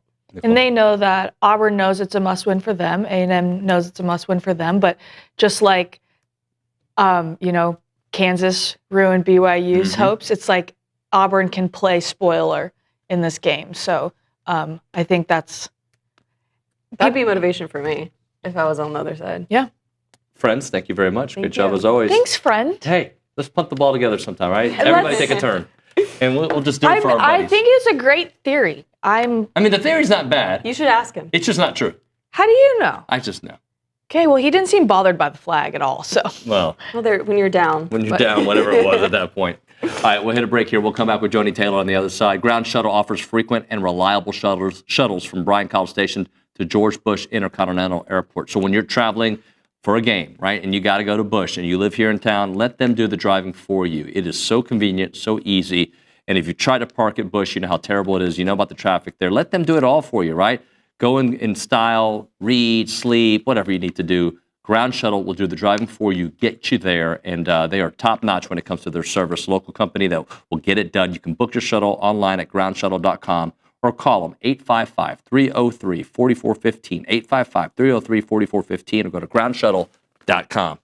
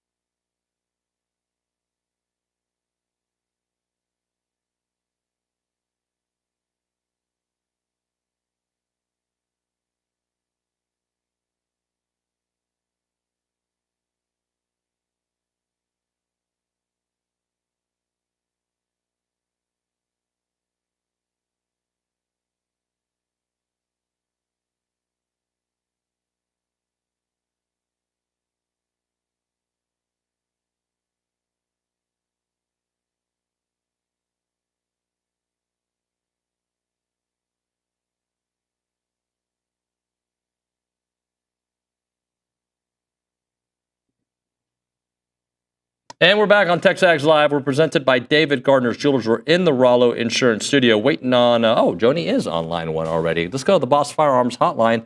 And my connection is not working, so I need the team at Bryant Broadcasting or for Nick to get Joni on because my thing says disconnected.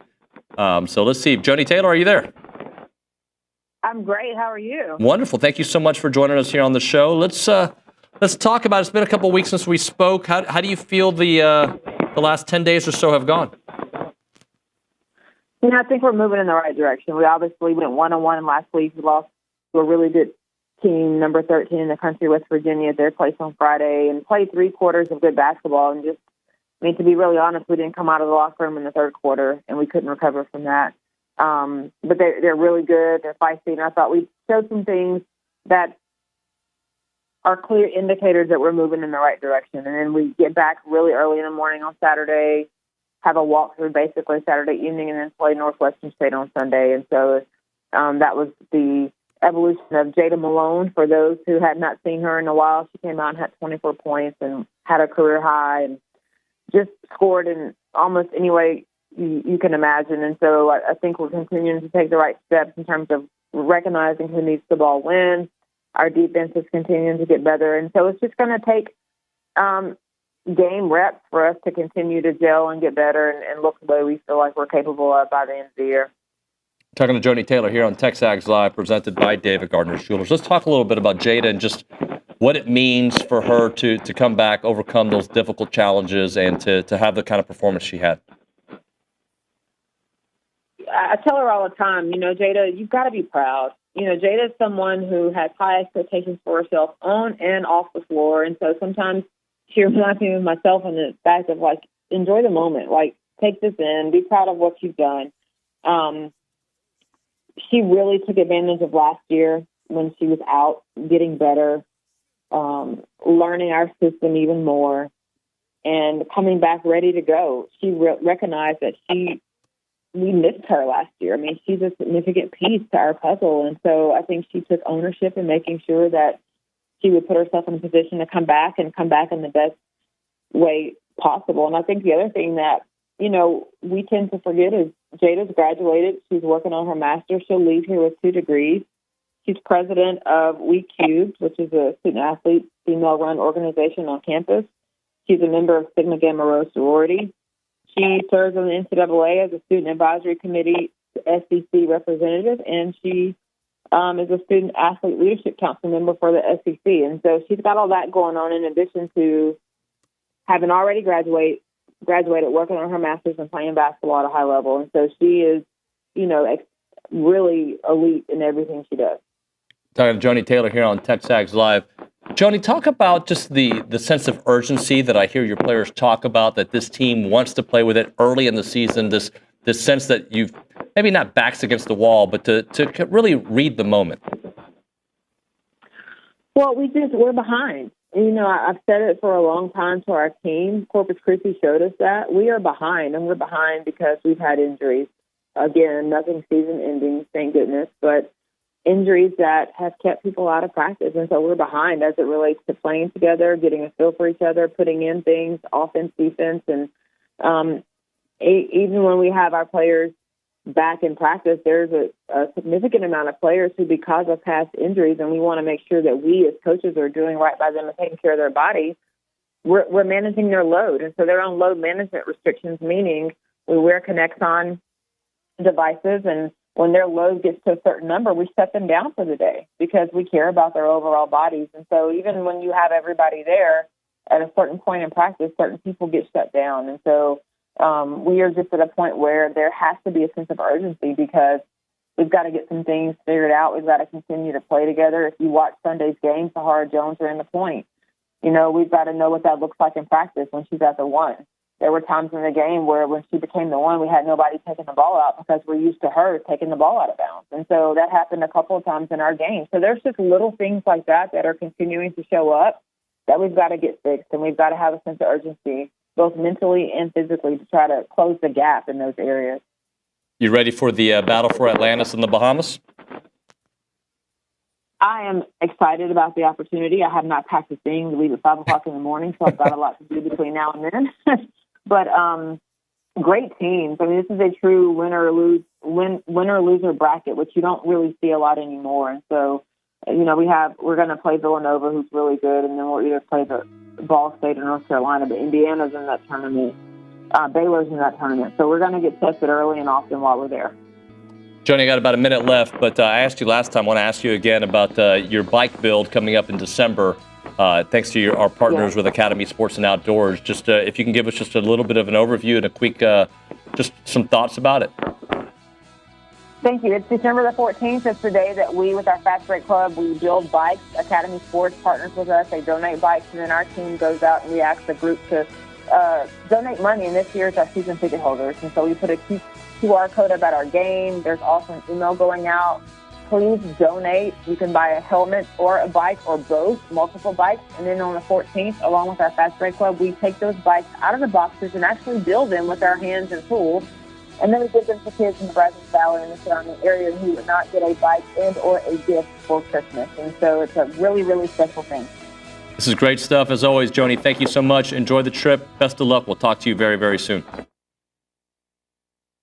Joni Taylor there on the Boss Firearms Hotline. We'll hit a break here. We'll come back with Jordan Pugh.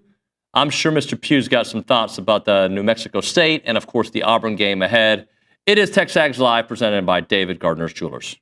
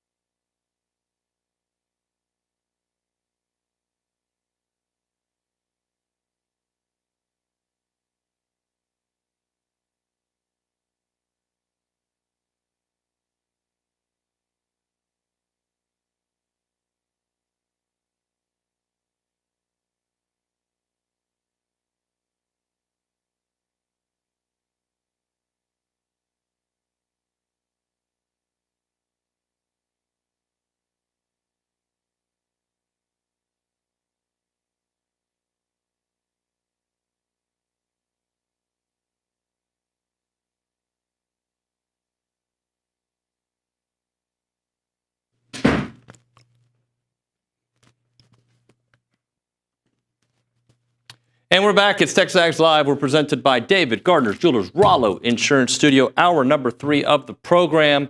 Let's go to the Boss Firearms Hotline. That's where we find my man, Jordan Pugh, here on the program. Mr. Pugh, what up? What's going on, man? How you doing? Good. Look, I know when you come on this show, we're not playing around, right? You're going to give your analysis from a coaching and a player's perspective. And I want your perspective on this because I got a lot of tweets and some texts on Saturday night saying this team there's no chance they're going to win an SEC championship if this is the kind of football they're going to play. And then I got some that said, dude, they won 38-3. Relax, guys. And I'm a little bit more I don't know. I don't know if I'm level-headed. When it comes to the football, I try to be level-headed. Okay. Right? And I'm like, guys, there's nothing we're going to read from this game unless they lost, right? Which wasn't going to happen. Like, this game, to me, was about getting some reps in there, fixing some mistakes. Not all mistakes were fixed. The game was never in doubt. They took care of business on the second possession. It was over. So I say that a long intro into hearing your thoughts about what you saw on Saturday. Well, I saw what I wanted to see. I saw a team that took over in the passing game because we needed to get our passing game fixed, right? So that's one of the things that we talked about. Look, at the end of the day, you're right. You're not going to see a whole lot out of this game just because we overmatched them. More athletic. We have more depth. We are just a better overall team, but there's little things that you wanted to see fixed, okay? You wanted to see the pass game be more explosive. You saw that. We know what the run game can do. With the offensive line coming back, being able to be more cohesive as an offensive unit and open up more avenues where we can score points. So I think we saw that this weekend. Defense is the defense, less than 250 yards of total offense. I thought overall it was a game that we were supposed to win. It was a game that we were supposed to win handedly, and we got that done. But the little things that you needed to see improve, I think we saw that improve in this game moving forward as the season winds down. So, of course, you have the ones that see it from all different perspectives. But if you're looking for initial thing or for initial things that we can work on, things that have been plaguing us throughout the year, I think that we addressed those this week. Now we got to be able to take that and continue to move forward in the last two games of the season and build upon what we did this past weekend. We're breaking things down here with Jordan Pugh on TexAgs Live. All right, so let's kind of take some of this in parts. Defensively, what did you like? What would you like to see more of? Again, it's against an offense that was going to struggle. We didn't see a lot of sacks, but And how about this? Was the tackling better in your eyes? Yeah, the tackling was better. But like you said, you put it like this: I want to see more pressures. I want to see more chaos created within the pocket. We have the defensive linemen that can create the pressures, that can create the sacks. But just the way teams are playing this, man, they know how effective we are, and they're getting the ball out of their hand quickly. A lot more runs, a lot more perimeter runs from offenses, but a lot more quick game out of the offenses as well. But being able to generate more pressure, being able to generate more sacks, which is consistent with the pressure, is what we need to do, especially in this last stretch run. One of the things that both these teams that we're facing in these last 2 weeks with Auburn and with Texas, they like to manipulate a lot of the defense through the play calling, through a lot of misdirection. You're going to see that with Auburn. You're going to see that with Texas. The way that you can counteract that misdirection is through the presence of our D line, through them collapsing pockets, through them getting penetration. So we've got to be able to do that. We got to be able to build upon that and, man, really be effective when we want to close these last two games out. Let's talk about quarterbacks, all three. Let's go through them all right? Marcel had a lot more success than he had mistakes, but he did have a couple, right? He had a couple throws you wanted to have. Connor had his struggles. And then, obviously, Miles O'Neill, I thought, looked for a third-string quarterback I didn't expect a lot from. He looked good.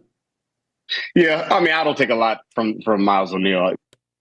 At that point, it's garbage time. I'm glad that he looked good in his garbage time. I'm not saying that. Now, we don't want to take anything away from that. When you look at Marcel, you got what you wanted, 268 passing yards, 2 touchdowns. Looked like he had more control in the pocket. Looked like he's starting to get more comfortable. I think now because he knows it's his team. He knows that it's his offense now. So you in a game like New Mexico State, man, you want to look at that as a more or less a preseason opportunity, a scrimmage opportunity to get the reps, knowing that we got these last two games on the man. With Connor, I think you're looking at a guy who has a little bit of confidence that's lost. That's what I think. I think that you're looking at a guy who knows he's had his ups and downs, he's had his injuries, but he knows that he can play better, and he's trying to fight his way out of that funk. I see a guy that's lost some confidence. But with Marcel, man, the dynamic play that he has, him adding the passing element to it, that's everything that you wanted to get done this week. There's objectives every single week, and I guarantee you in the office, in the meeting rooms, we need to get the pass game going. And I think we got that ball rolling. Now we need to take the momentum and take it through. Did you see growth from E.J. Smith in the backfield? I saw a guy who can do what we always thought he could do now that he has more of the opportunity. Amari Daniels, we know that he's explosive, man. He was just behind a guy in Le'Veon Moss who was just a dude, just a guy. But I've never questioned our running back room from the loss of Ruben Owens now to Le'Veon. We got two backs that can get the job done. A lot of it is just opportunity, carrying the ball, getting into a rhythm. So being able to see that done, and have him carry the rock a little bit more, man, that just builds more confidence. The more reps you get, the more confidence you get. And I think, man, going in that last stretch run, being able to build confidence from all three guys in that backfield is going to be big. But also being able to find the playmakers on the outside as well through the pass game. Now that we've seen it, now that we've had the explosive plays, that's important. And that's more important than what people know. That's going to be crucial going into these last two games. All right, let's talk about the offensive line because, again, I don't expect to learn a lot with this level of talent on the offensive line. But, and look, for the most part this season, they have won their battles. South Carolina just comes to mind because that was the one that they didn't win. But what did you think about the O-line? I thought they played great. Anytime you have over 500-plus yards of total offense, your offensive line did their job. Anytime you can do that, you can almost hit 1,000 in a game. Your offensive line is moving people out of the way. They're creating pockets for the pass game. They're opening up run lanes for our running backs. They're doing a great job. And I think this is one of those games where, I think it's kind of like a double-edged sword. Everybody talks about the SEC and how they schedule these games halfway through the season, towards the end of the season. But I think that it can work in teams' favor as well. When you're going in a stretch run like we had, you've had some injuries. You're getting some key returners back. You're looking to enhance a part of your offense, part of your defense, part of your special teams. Sometimes you need these games. And so being able to get our offensive line pieces back, being able to exploit them in the run game, open up the pass game, I thought they did a great job overall because of what they did in creating pockets for our quarterback, creating lanes. And that's what you want to see from the offensive line. I want to bring this up because at some point we're going to move on to Auburn, but I want to bring this up because back to that original question about like people not really super impressed with the victory that they had against New Mexico State. I want to go back to a terrible season, 2022, when they beat UMass 20-3, and I remember similar conversations about that game. Like, oh man, if this is what you're going to do against UMass, just wait till next week against LSU. And they beat LSU 38-23. And look, I'm not saying that that's what's going to happen this week or the week after against Texas. But my point is, sometimes these games, Jordan, it's really not about what the score is or the domination.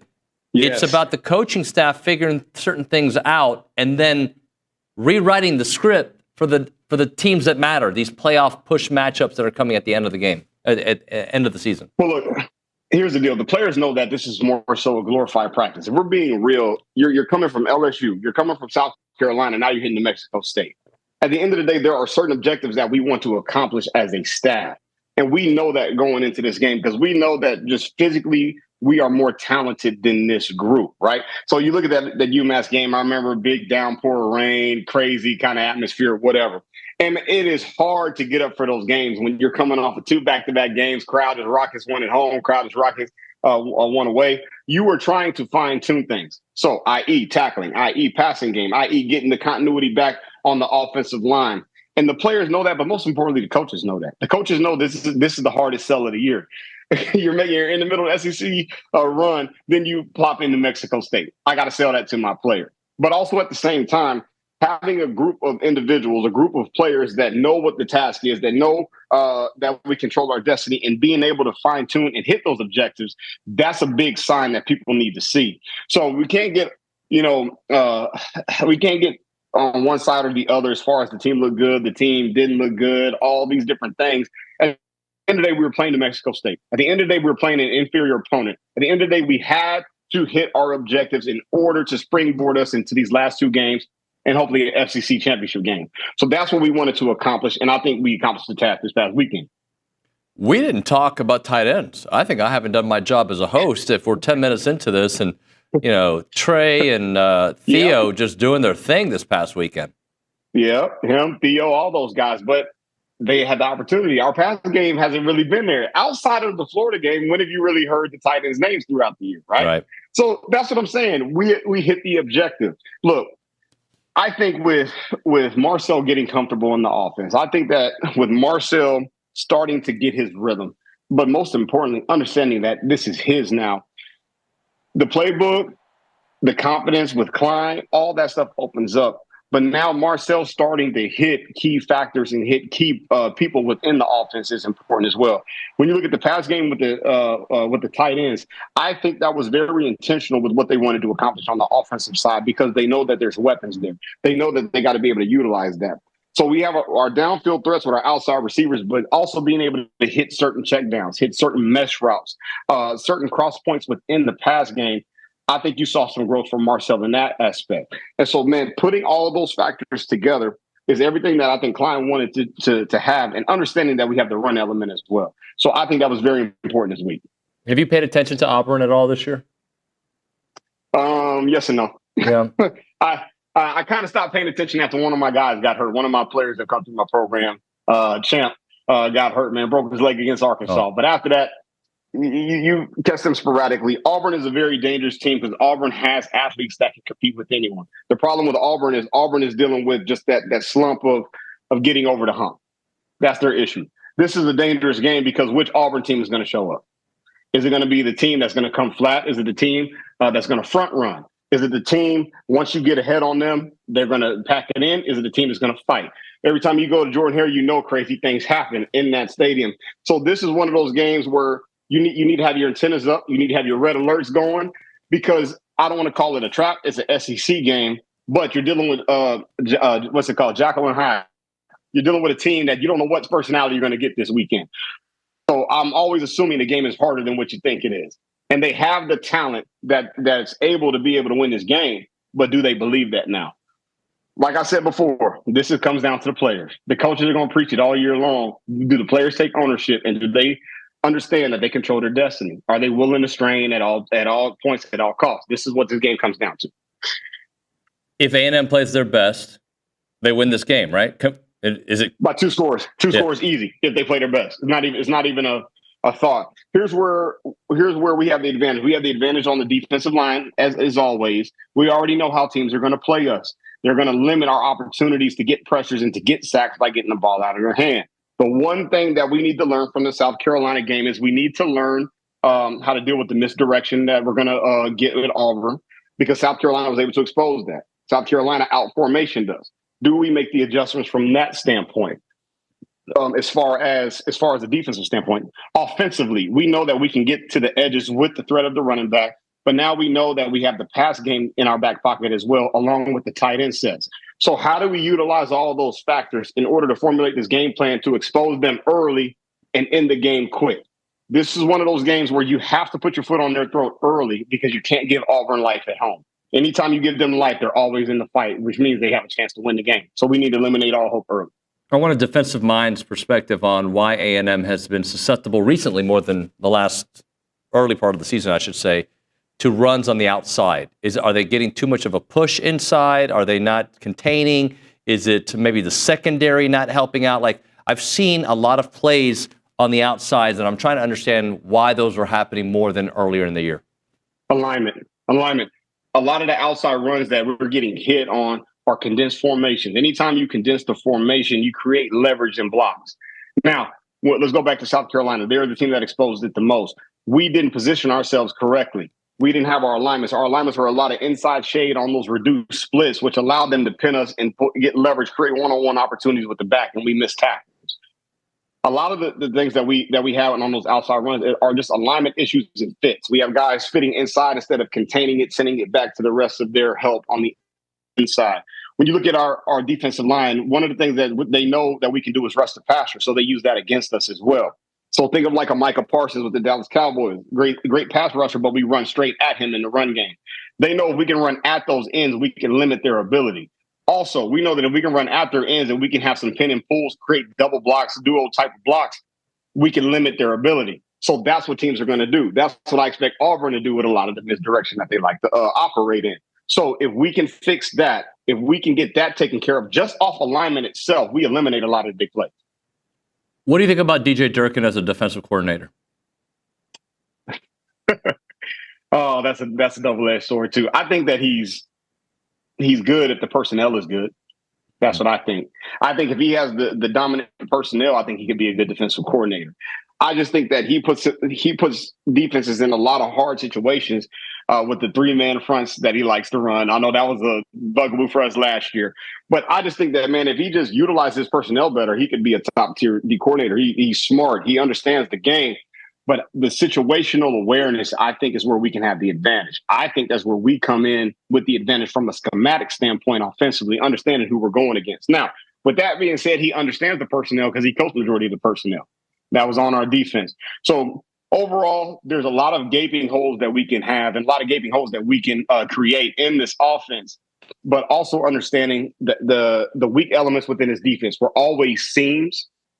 The seam element of his defenses are always weak, but also interior runs, quick counters, traps, type of power plays. That's where we always struggle, and that's where you see Auburn struggling this year as well. So I think we can take advantage of that. Let's talk about being in this position, right? Like the fact that A&M is in this position.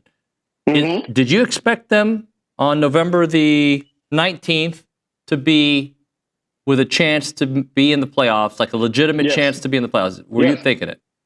Yes, well, you expanded the field to 12, so yes. And we have said this every year, and we say this at the beginning of every season. It is not a talent issue. We have the talent to beat anybody in the country. The problem is the A&M fan base has to believe that. We also have the right guy who is instilling the right things in this team, the right type of concept, the right type of will, work ethic, but also getting the right coaching staff to be able to utilize what we do best. So, yes, I fully expected it, especially with a 12-team playoff. Why not us? Why can't we be here? Now, it's always a privilege when you have the expectations, but now that the expectations are upon us, will you go or will you rise to the occasion? I believe that we have the team that can rise to the occasion, but most importantly, I think we have the guy at the head of the table who wants the expectation, who welcomes the expectation. You can't win anything if you don't believe that you can. And with the talent that we've acquired, with the type of recruitment classes that we've had over the years, the type of talent that we brought in through the transfer portal, we have what we need. Now it's time to finish and execute. Can we finish the job? That's been the biggest thing with us year in and year out, is finishing what we've already started. That's where we got to be now.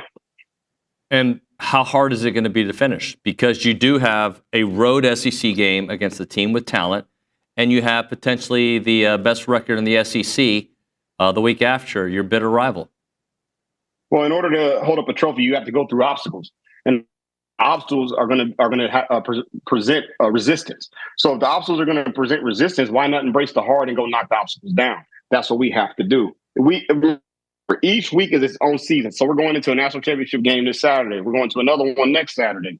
Then we're going into an SEC championship. All those things are obstacles. We got to be able to conquer those. And each time you conquer, you take one step higher on the mountain, man. Every time that you climb that mountain, the air gets thinner and thinner. And it's harder to breathe. Will you push through, and will you be able to hold up that trophy at the end? That's what we are. Everything is an obstacle moving forward, and we have to knock that down each time. Have you... Let's see how I want to phrase this, because I don't want to say, do you think they're going to do it? But based on what we've seen all season, not just the last 2 weeks, all season, do you expect to be a 9-win team heading into this game against Texas? Yes.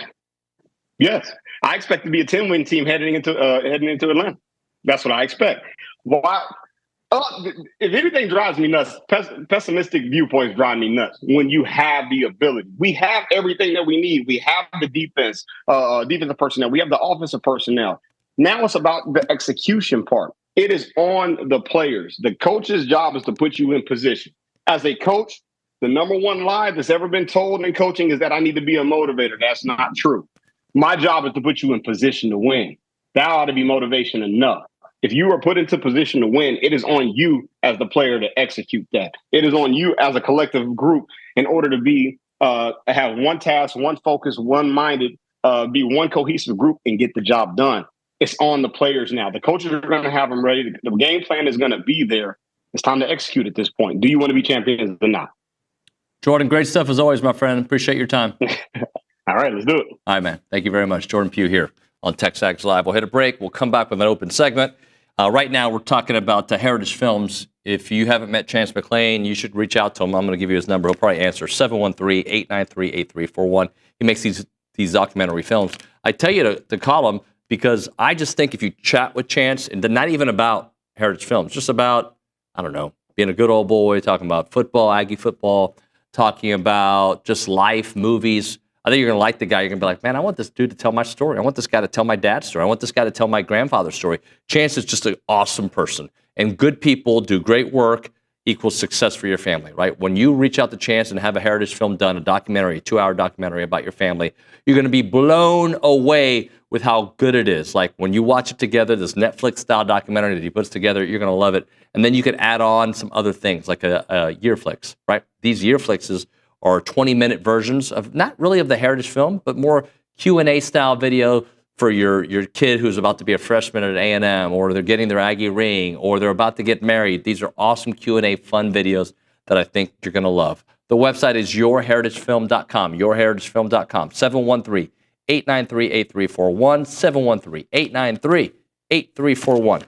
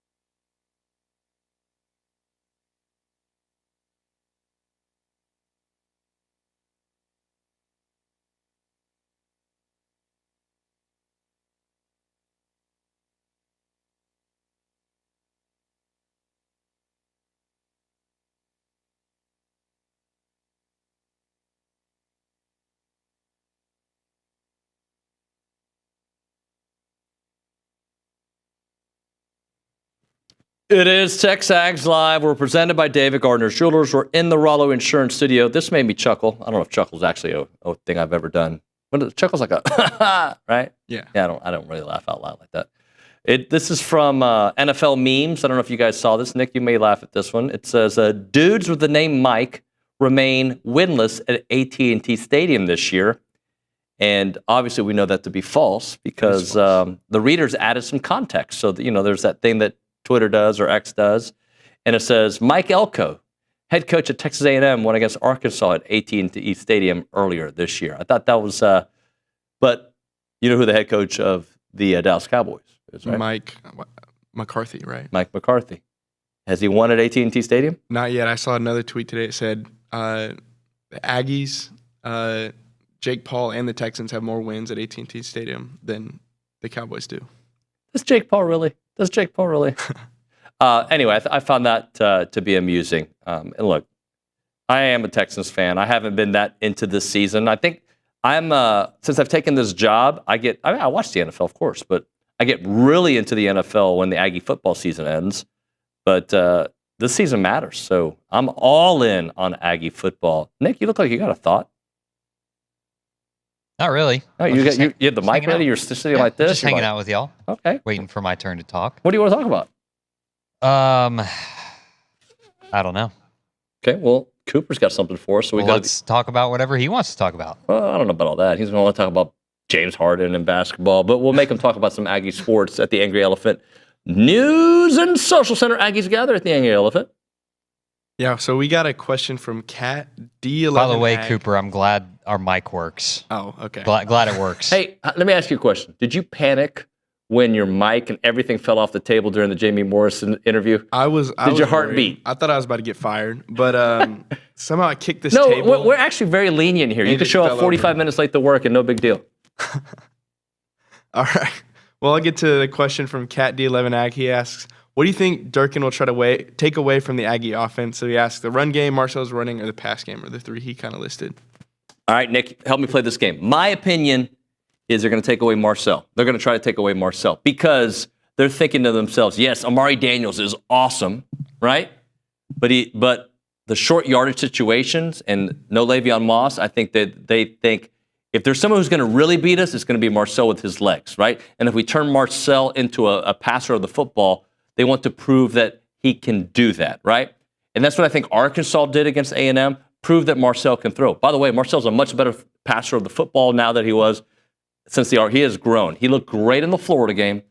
Arkansas tried to take away his legs, and he really did not get going until the fourth quarter. I think Auburn will borrow that playbook. Nick, what say you? Yeah, I agree. I think it was Jamie McCoy who said he wants to see Marcel get more carries, and I kind of agree with that. Not so much just like scrambles, but designed runs for him. I think 8 to 10 in that range would be awesome to see, just because we all know what he can do with his legs. But I wouldn't be surprised if that's kind of what they key in on and say, hey, we know you're down to your second and third string running backs, like beat us with Amari Daniels and EJ Smith, excuse me. So I agree with you there, but Daniel showed it this week. He's capable of that explosive play too. Can he do that in SEC play? We'll see, but we know he can. He's a guy that has no problem putting his head down and getting bits, 4 yards, 3 yards here, wearing down a defense. So I think Daniels is more than capable of stepping up to that challenge. Cooper, I know you have a little bit more. Yeah. I want to talk a little bit about Auburn. Both their offense and their defense are seemingly elite on the stat sheet when you look at their yards per play. So the offense is 6.7 yards per carry. That's 14th, or not yards per carry, yards per play, sorry. That's 14th in the country, and their defense allows 4.7 yards per play, and that's 11th in the country. They have a lot of other stats that they seem to be elite in on both the offense and defensive side, especially their defense. What is the disconnect? So they have elite down per down. That's how Matthew Dawson worded it to me when we were talking yesterday. Down to down stats here, but they're 4-6, and they've only won one game in the SEC. What is the disconnect, do you think? Well, I thought it was turnovers. I don't have their fumbles on the year, but they only have 10 interceptions. Only, that's a lot of interceptions, but They've lost 9 fumbles this year, which is 118th in the country. Okay, well, there you go. So fumbles and interceptions. They have 10 turnovers on the year, 10 interceptions on the year, 9 of those from Peyton Thorne. You throw in, you said how many again? 9. 9. That's why. You can't turn the ball over. Do you have A&M's turnovers in front of you? If you can get that, I'd like to compare. I know they haven't forced one since that LSU game, right? So it's been a bit. We were just talking about this yesterday. So, you know, A&M's, I guess, a bit on a cold streak in terms of getting one recently. So that's going to be a big, you know, storyline to watch. Well, here's the thing. Like, you cannot go on the road and turn the ball over. You can't. Like, you just can't. You can't have turnovers at the end of a half. You can't have, like, you just cannot give opportunities to other teams. And we saw it in the South Carolina game. I don't know if they're going to win that game or not if Marcel doesn't throw that interception or if the other fumble didn't count. I don't know if they're going to win the game.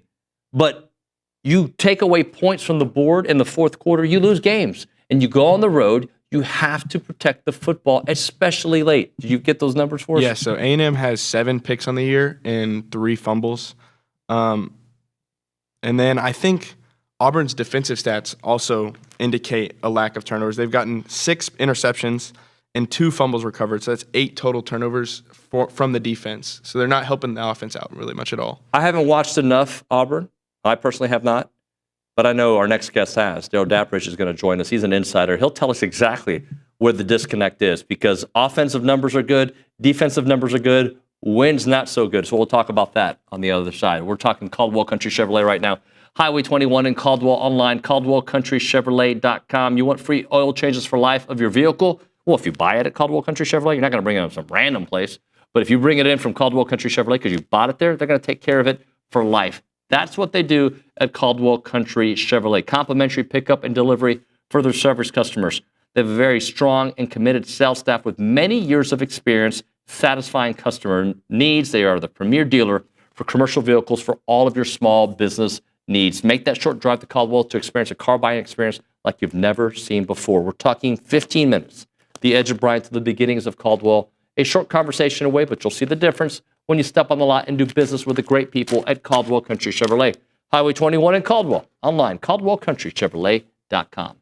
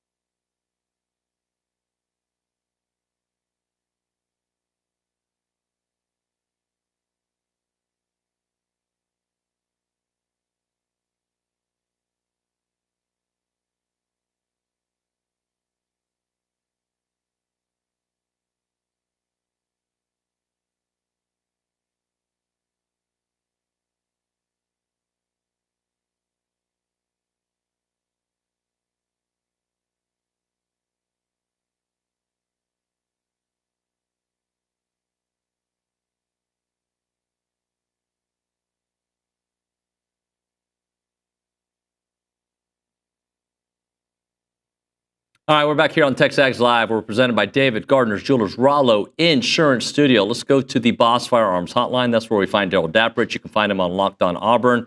Also find him on News Talk WANI. Let's get to it. Darrell, how you doing, buddy? I'm doing well, David. Thanks for having me on. Appreciate it. Appreciate you. Hey, so I don't know if you caught the tail end of the last segment. We're trying to figure out like this disconnect with Auburn because talent-wise, I see it. The statistics are there. The fumbles are a huge problem, right? That's for sure. I feel like fumbles can be fixed, and I don't know if they've gotten better the last few weeks or not. But why do they have such a poor record in the SEC or just overall, considering the metrics would say otherwise? It's a great point. It's paying it off in the end zone. Like you look at Texas A&M, for instance, which is a top-scoring offense, top 5 in the conference. Auburn's got statistical metrics that show they should be there as well, yet they're at the bottom half in scoring average. And that's the name of the game, is scoring points. Auburn has struggled in the red zone. They bog down in the red zone. They get cute. They try to run wildcat. They throw to different receivers on the field that don't need to be thrown to, instead of just giving the ball to Jarquez Hunter. Case in point, 1st and goal from the 10 against ULM last week. They throw it 3 times. And at that point in the game, Hunter had been averaging 9 yards a carry. You don't need to go wildcat. They miss field goals in the red zone. They've switched field goal kickers. They've turned it over, interceptions, fumbles. So all those things that are self-inflicting, and also I think trying to get too cute in the red zone, has not paid off or equated to points when Auburn should have a lot more points because of those things that are measurables that should translate to 7 points are not. And that's the problem. You got to score to win, and I don't care how good you look statistically and how many yards you get between the 20s, Auburn's not getting it done in the red zone for a variety of reasons. I don't want to overrate A&M here, although I love overrating them properly rating them. But could this win, if Auburn were able to get it, galvanize that program in that locker room, considering it would set up a huge matchup for Alabama and what that could mean for being bowl eligible? Or could it have the adverse effect? If A&M and takes care of business, like guys are jumping off ship, they're not going bowling. This second straight bad season under Hugh Freeze. Like, kind of take me through what this game could mean either way. I think the only thing this game could do is be a positive benefit for Auburn. As far as, that ship has already sailed. I think a lot of Auburn fans have conceded that Auburn may go 4-8. And even though that happens, they've done a really good job of keeping that recruiting class together. There are some guys that will portal, but for the most part, it's amazing that he's kept this team together and has got them buying in on his vision. If Auburn was to upset Texas A&M, it would be great. It would give the Iron Bowl a whole lot more meaning for playing for bowl eligibility. But let's say Texas A&M comes in and wins, they're favored. They should. A 1-score game. I think that that's kind of what the Auburn fan base is expecting. So there'd be no surprise there as far as people, ready to jump off ship. I think that's kind of what you are, what your record says you are. Texas A&M has got 8 wins. They're a ranked team. Even though it's a home game, even though it's a night game, senior night, I don't think there'd be too many people that would be surprised walking out of Jordan-Hare Stadium if the Aggies won. So I watched Peyton Thorne last year at Kyle Field, and I thought he was awful. Like literally the worst quarterback I saw last year. But then I think it was a week or two later, he played well against Georgia. This season, you look at his numbers, they're better than last year. How would you assess his play in year 2 under Hugh Freeze? He's gotten a lot better since the Arkansas game, since he got benched. And that's a lot of what you kind of hope for, is you get that senior quarterback's attention when you bench him and let Hank Brown play. Hank Brown played terrible in the first half against Arkansas. Peyton Thorne came in and almost rallied them. He played a lot better. He's played significantly better since the Arkansas game, other than the big interception against Oklahoma that got returned for a touchdown, the pick 6 that was fatal. He has played better. His touchdown to interception ratio has gotten better. His chunk plays have gotten better. He's played through some shoulder injuries the last couple of weeks. And it gives you that element, David, of being able to run the ball. He's a very tough kid. You can't criticize his effort or his will to win. He's run the ball, but he's had these moments as a fifth-year senior that makes you shake your head, that are just absolutely brain cramps with some of the things he does, sees, throwing into coverage, certain things that he does. But overall, he has improved from last year and significantly improved since the Arkansas game. And I think is getting, he threw for 5 touchdowns against ULM last week. And everybody jumps on board and says, well, it's against a group of 5. So what? Well, how many other Auburn quarterbacks? It's not like Auburn just started playing group of 5 schools. How many other Auburn quarterbacks got to play Northeast Louisiana and Samford and didn't throw for 5 touchdowns? He's throwing it 27 times a game. Guys like Jared Stidham and Bo Nix threw it 31, 32 times a game. So that narrative that he's throwing it more than other Auburn quarterbacks isn't there either. I just think that he has had better receivers. He's thrown the ball better since the Arkansas game. But again, when it's big opponents, good defenses, when the lights shine the brightest, it seems that's when he struggles the most. Explain to me why Hugh Freeze isn't on the hot seat. Look, I'm not close to the program. I don't see what's happening. I'm sure there's reasons for it. But, I mean, obviously the prior regime did not last this long. Why is he more safe, especially if the thought is they may go 4-8? Because of the recruiting classes. Look, Brian Harsin had the same record that Hugh Freeze has to this point. I get all that. But Brian Harsin wasn't trying from a recruiting standpoint. That's an absolute fact. I know that for a fact. Recruits would come, want to meet him, and he'd stay in his office. And it's just that's a bad look. So Hugh Freeze will be given another year because of the class, the recruiting class he's put together. And then he will bring in 2025 that has the potential to be a top 5 class. But I will say this.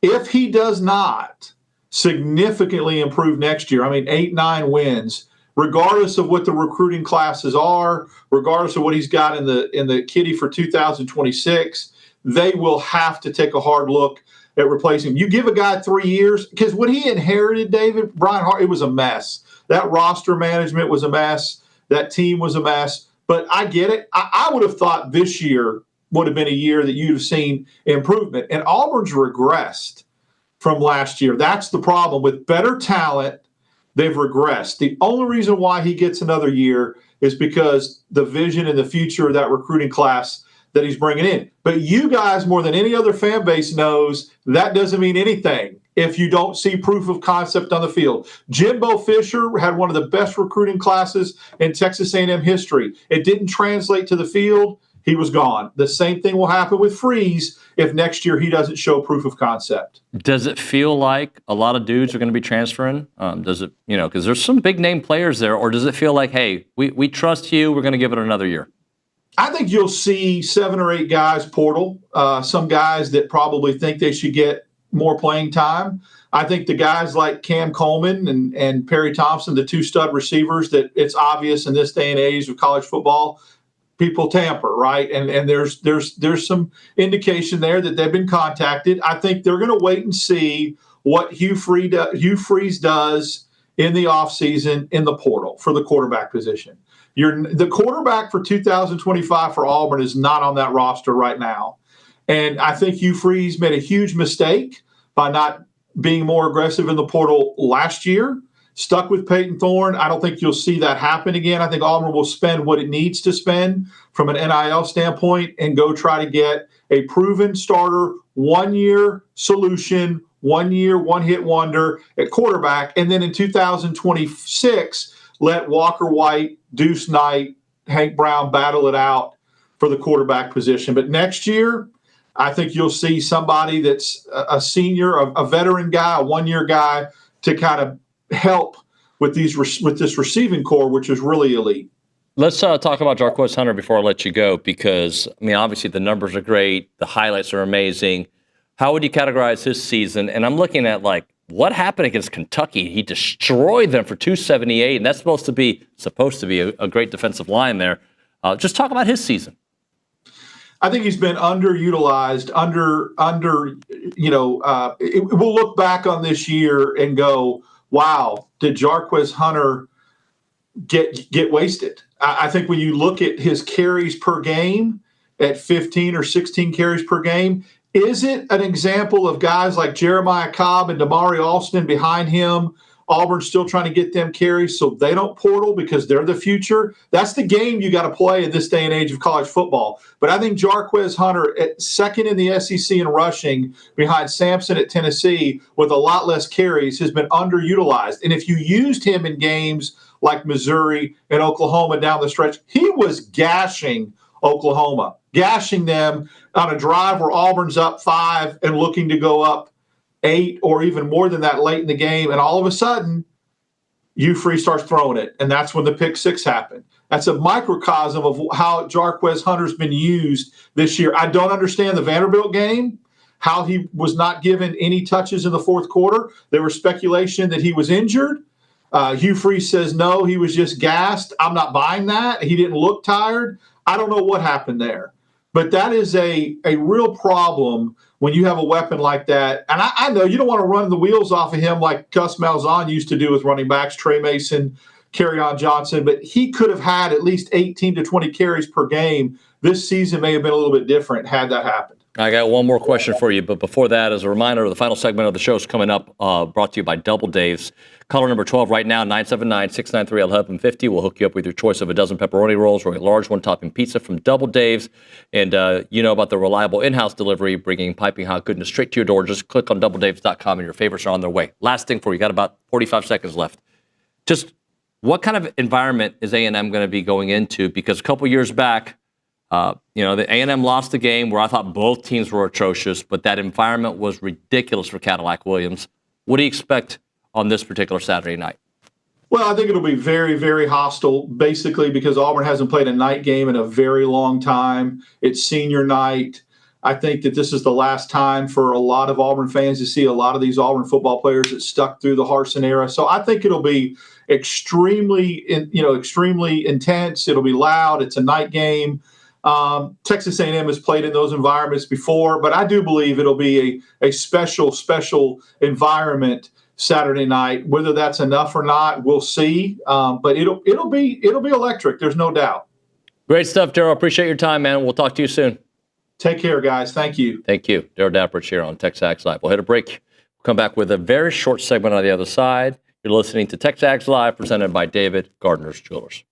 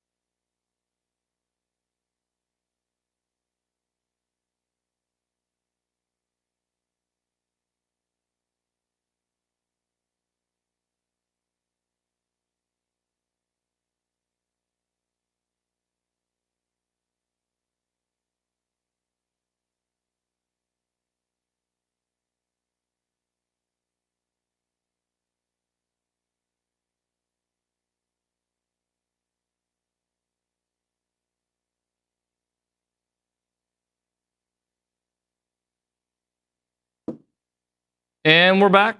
Final segment of the program. Got about 2 minutes left here on TexAgs Live, presented by David Gardner Jewelers, Rollo Insurance Studio. We go back to the Angry Elephant News and Social Center Cooper Patterson making another appearance on the program. Cooper, what do you have, sir? Let's talk about some Aggie women's golf. Big news after advancing to the final round of the 2024 LPGA qualifying series. Aggie golfer Adela Cernasek announced that she plans to turn professional Monday morning, which will end her collegiate career in her time in Aggie land. Her accomplishments in the Maroon and White include the NCAA 2024 Individual Championship, a first-team All-American selection, and a spot in the U.S. Women's Open. An outstanding career for Adela, and we wish her nothing but the best as she turns pro. Can I tell you my mixed emotions about it? How do you feel? I'm so happy for her. Go get it. You've done everything. I wish you would have stayed a little bit longer. But hey, it's like I tell my kids when they're talking about my boys are going to go to college in a year and a half, they're juniors, and I'm like, I want you to go to A&M, and I want you to live at home, and I want you to be here all the time. But it's not my story. It's your story, so you got to do what you want to do. So, all right, what else do you have for us? We got Maddie Walk from the women's volleyball team. She was named the SEC Setter of the Week yesterday. This is her second weekly nod from the SEC this season. She had 32 assists in the Aggies' 3-0 sweep of the Sooners, and it was also the Aggies' most efficient offensive night of the season. They needed it. And then, so the Aggies will face the Georgia Bulldogs on Friday night at 6:30 in Reed Arena. And do you know what they have on Sunday night? Senior night, right? Who do they play? LSU. Gotcha. So there you go. All right, guys, that's going to do it for TexAgs Live on a Tuesday. I always forget what day it is. It's all right. Tomorrow on the program, what do we got? Nick, do you remember what we have on Wednesday? I know we got John Harris. We got Recruiting Country, John Harris. Yeah. Max Wright. Peter Burns, question mark? Peter Burns, question mark. Always a question mark with Peter Burns. We got Peter Burns on the show. Not me. Tom Schuberth. You're off. Always taking days off during the week. God. Just because you work 7 days a week. Bickham. All right, we'll see you guys mañana.